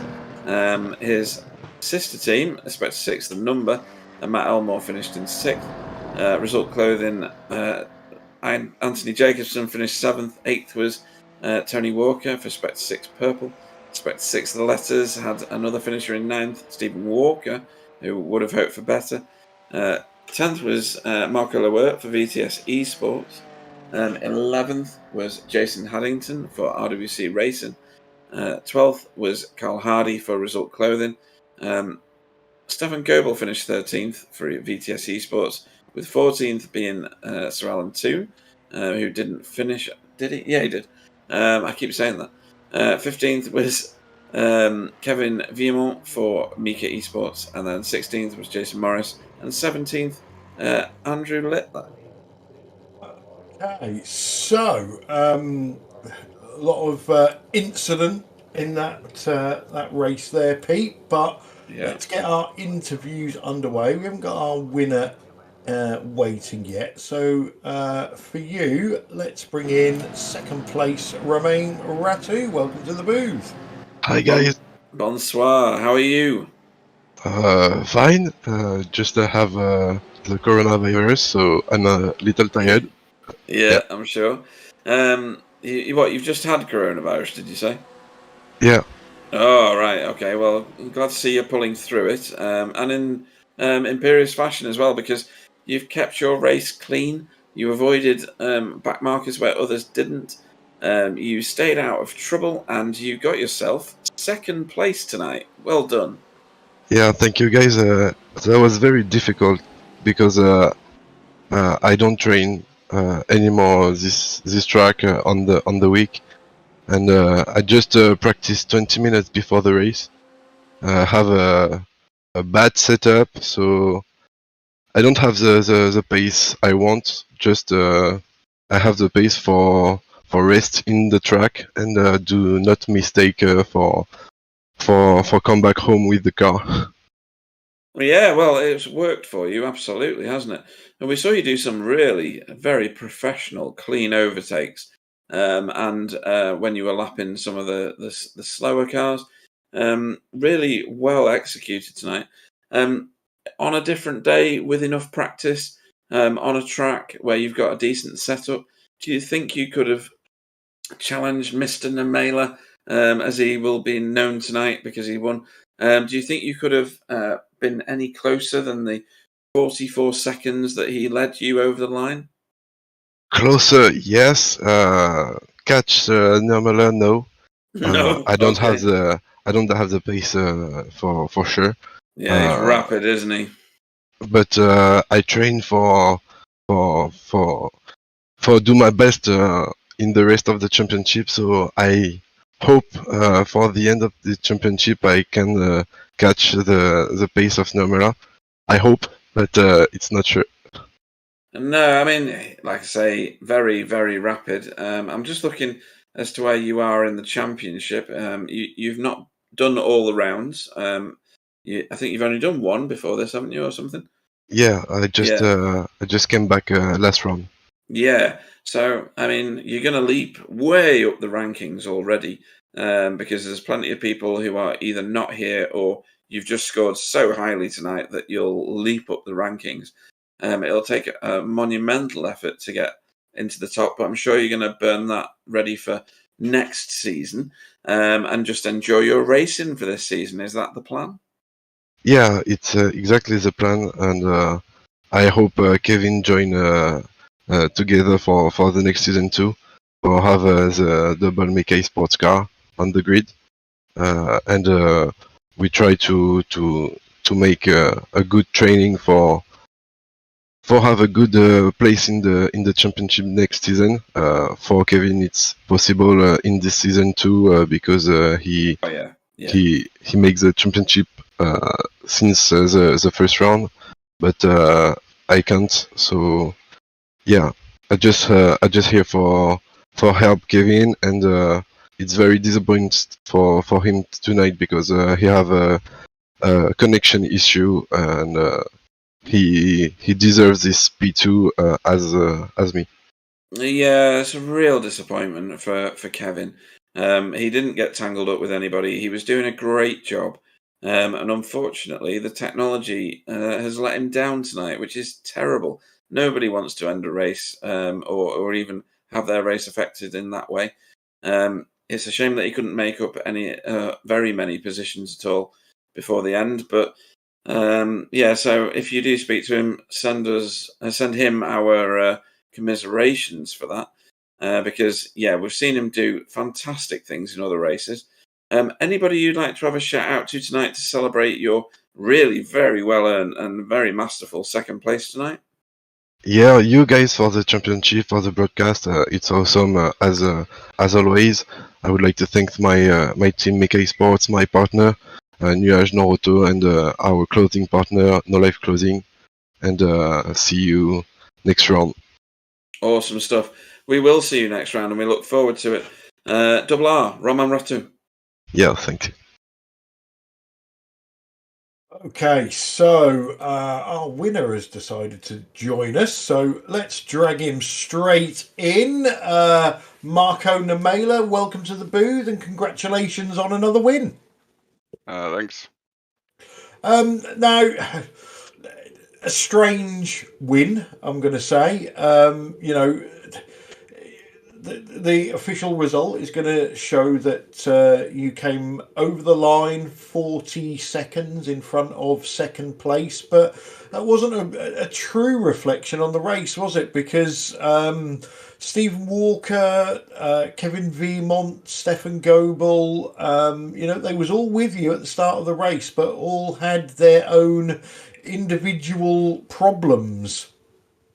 Yeah, I didn't get much practice on this, so yeah, I thought it would have been tight. Even on the quali, it was tight quali. So yeah, I saw on the mirrors what happened to Steven. I guess someone came from the. I even dodged the guy coming from the crash into the track because I thought it would hit me, and yeah, it was a nasty accident. Yeah, and then I think Stefan had a similar incident with a back marker and ended up on his roof. You may not have seen that one in your mirrors. And Kevin unfortunately had a a disconnect. So it was like I don't know. Perhaps you put some sort of hex on anybody that was chasing you, and they just died a horrible death. Yeah, I was playing Mario Kart and throwing banana peels behind me. But from your drive, from what we saw of your drive, you certainly not that we saw. You didn't make any mistakes. Done exactly what you needed to do, and brought the car home.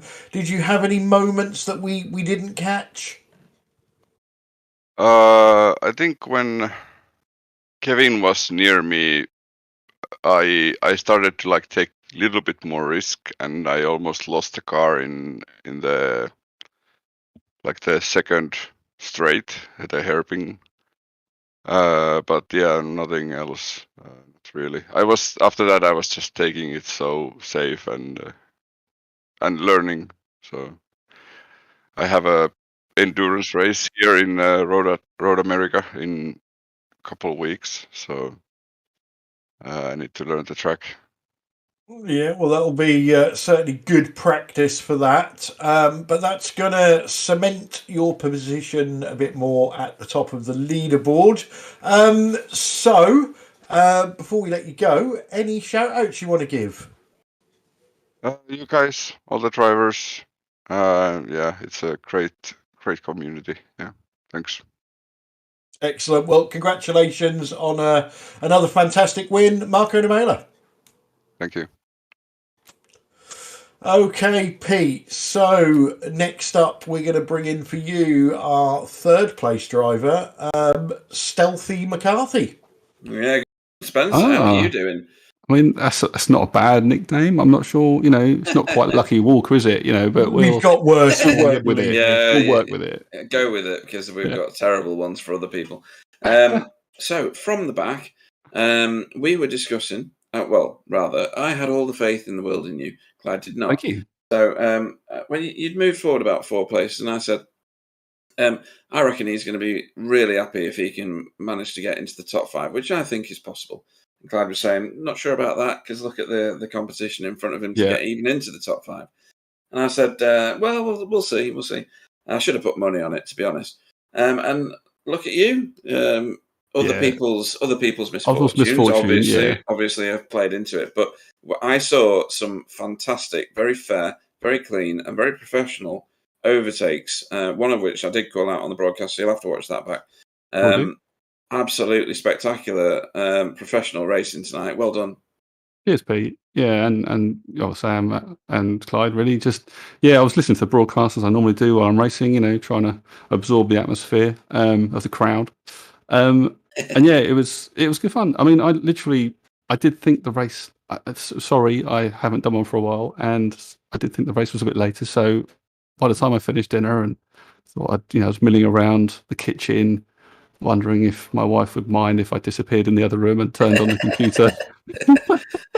and I was like, just help with the dishes a bit and whatever. So okay, I thought, I've got some time. So I came in and I saw in iRacing there's like a 4-minute timeout for the registration. I'm like, oh, Oh, I'm thinking, I'm sure that's 4 minutes to qualifying. So came in and it was like, no, that's not right. So I literally just loaded a set and joined the back of the grid, and I had obviously no expectation. I just thought, let's have a fun run and have a good night. And to be honest, that's the way I was driving. You know what I'm like sometimes in TCRs. I get a little bit, can be aggressive and whatnot. But tonight I just thought, no, all the time in the world. Let's just see how far we go. And yeah, it was good fun. Well, based on those probabilities, if you actually manage to get some practice in, you can take it to Marco Namela, because you literally went up 14 positions in a 16-car grid. Just remarkable. Actually, 14 positions in a 17-car grid. I was learning as I went. The set was foreign. The car felt foreign. It was just so, for me, like early laps, it was kind of like, was it 106s, 105s, and I was starting to nail down a bit more. And then I think I got quicker as the race went on and got into the threes just about a couple of times. So yeah, that was good. I mean, good to get on near the same pace, but yeah, it was good fun. No, it was really good racing to watch. As you ticked off the opposition. Anybody you'd like to have a shout out to before we let you go and celebrate your second place tonight? Just the guys that unfortunately had a bit of a bad race, really. Obviously, thanks to them, but also it's not very nice to see. And I think there's a split in the grid of abilities and whatnot, and we all try and, as you guys know, on the Backfire stuff, we try and respect everyone's abilities and you drive accordingly. And I think sometimes that's part of the fun of it, in the way of sometimes you'll get hung out to dry or get caught out somewhere. But hey, look, this is what the league's about sometimes, and you just do the best with what you can. And it's a season, right? It's a championship, and it can happen to everyone all the way through. So I'm sure we'll all turn up to the next one with the right frame of mind and have some fun. Yeah, well said. I mean, these leagues are very competitive, but they're also there for everybody to enjoy the racing and enjoy the viewing. So absolutely well said. In that case, where did I say we were next time out? I can't even remember now. Hungaroring. Oh, Hungaroring. Now, Got to do some practice. Yeah, you're going to need to, I think. But we've been there a few times with GT4 and TCR. It's going to be a track that at least. End of last season, end of the season before. I think. Yeah, it was, wasn't it? Yeah, it was. Yeah, it's a fun track, isn't it? I mean, I think coming up over the brow on that left-hander was that turn 5, 6. 5. It's that'll be quite fun in one of these. The back does like to step out in the Porsche, I must admit, but it's controllable, so it's good fun. Yeah, I think the Ferrari was suffering more tonight when you look at the footage. Really? There's plenty of Ferraris disappearing off stage right and stage left. So Carl. Was he just getting drunk? On which occasion? Can't say that. I'm a broadcaster. Anyway, they won't show that on the footage. It's fine. No. No, congratulations tonight, and we'll see you next time out. Spencer McCarthy. Thanks, guys. Looking forward to it. Okay, so next up, let's bring in our 4th place driver, a wounded Tyler Newitt.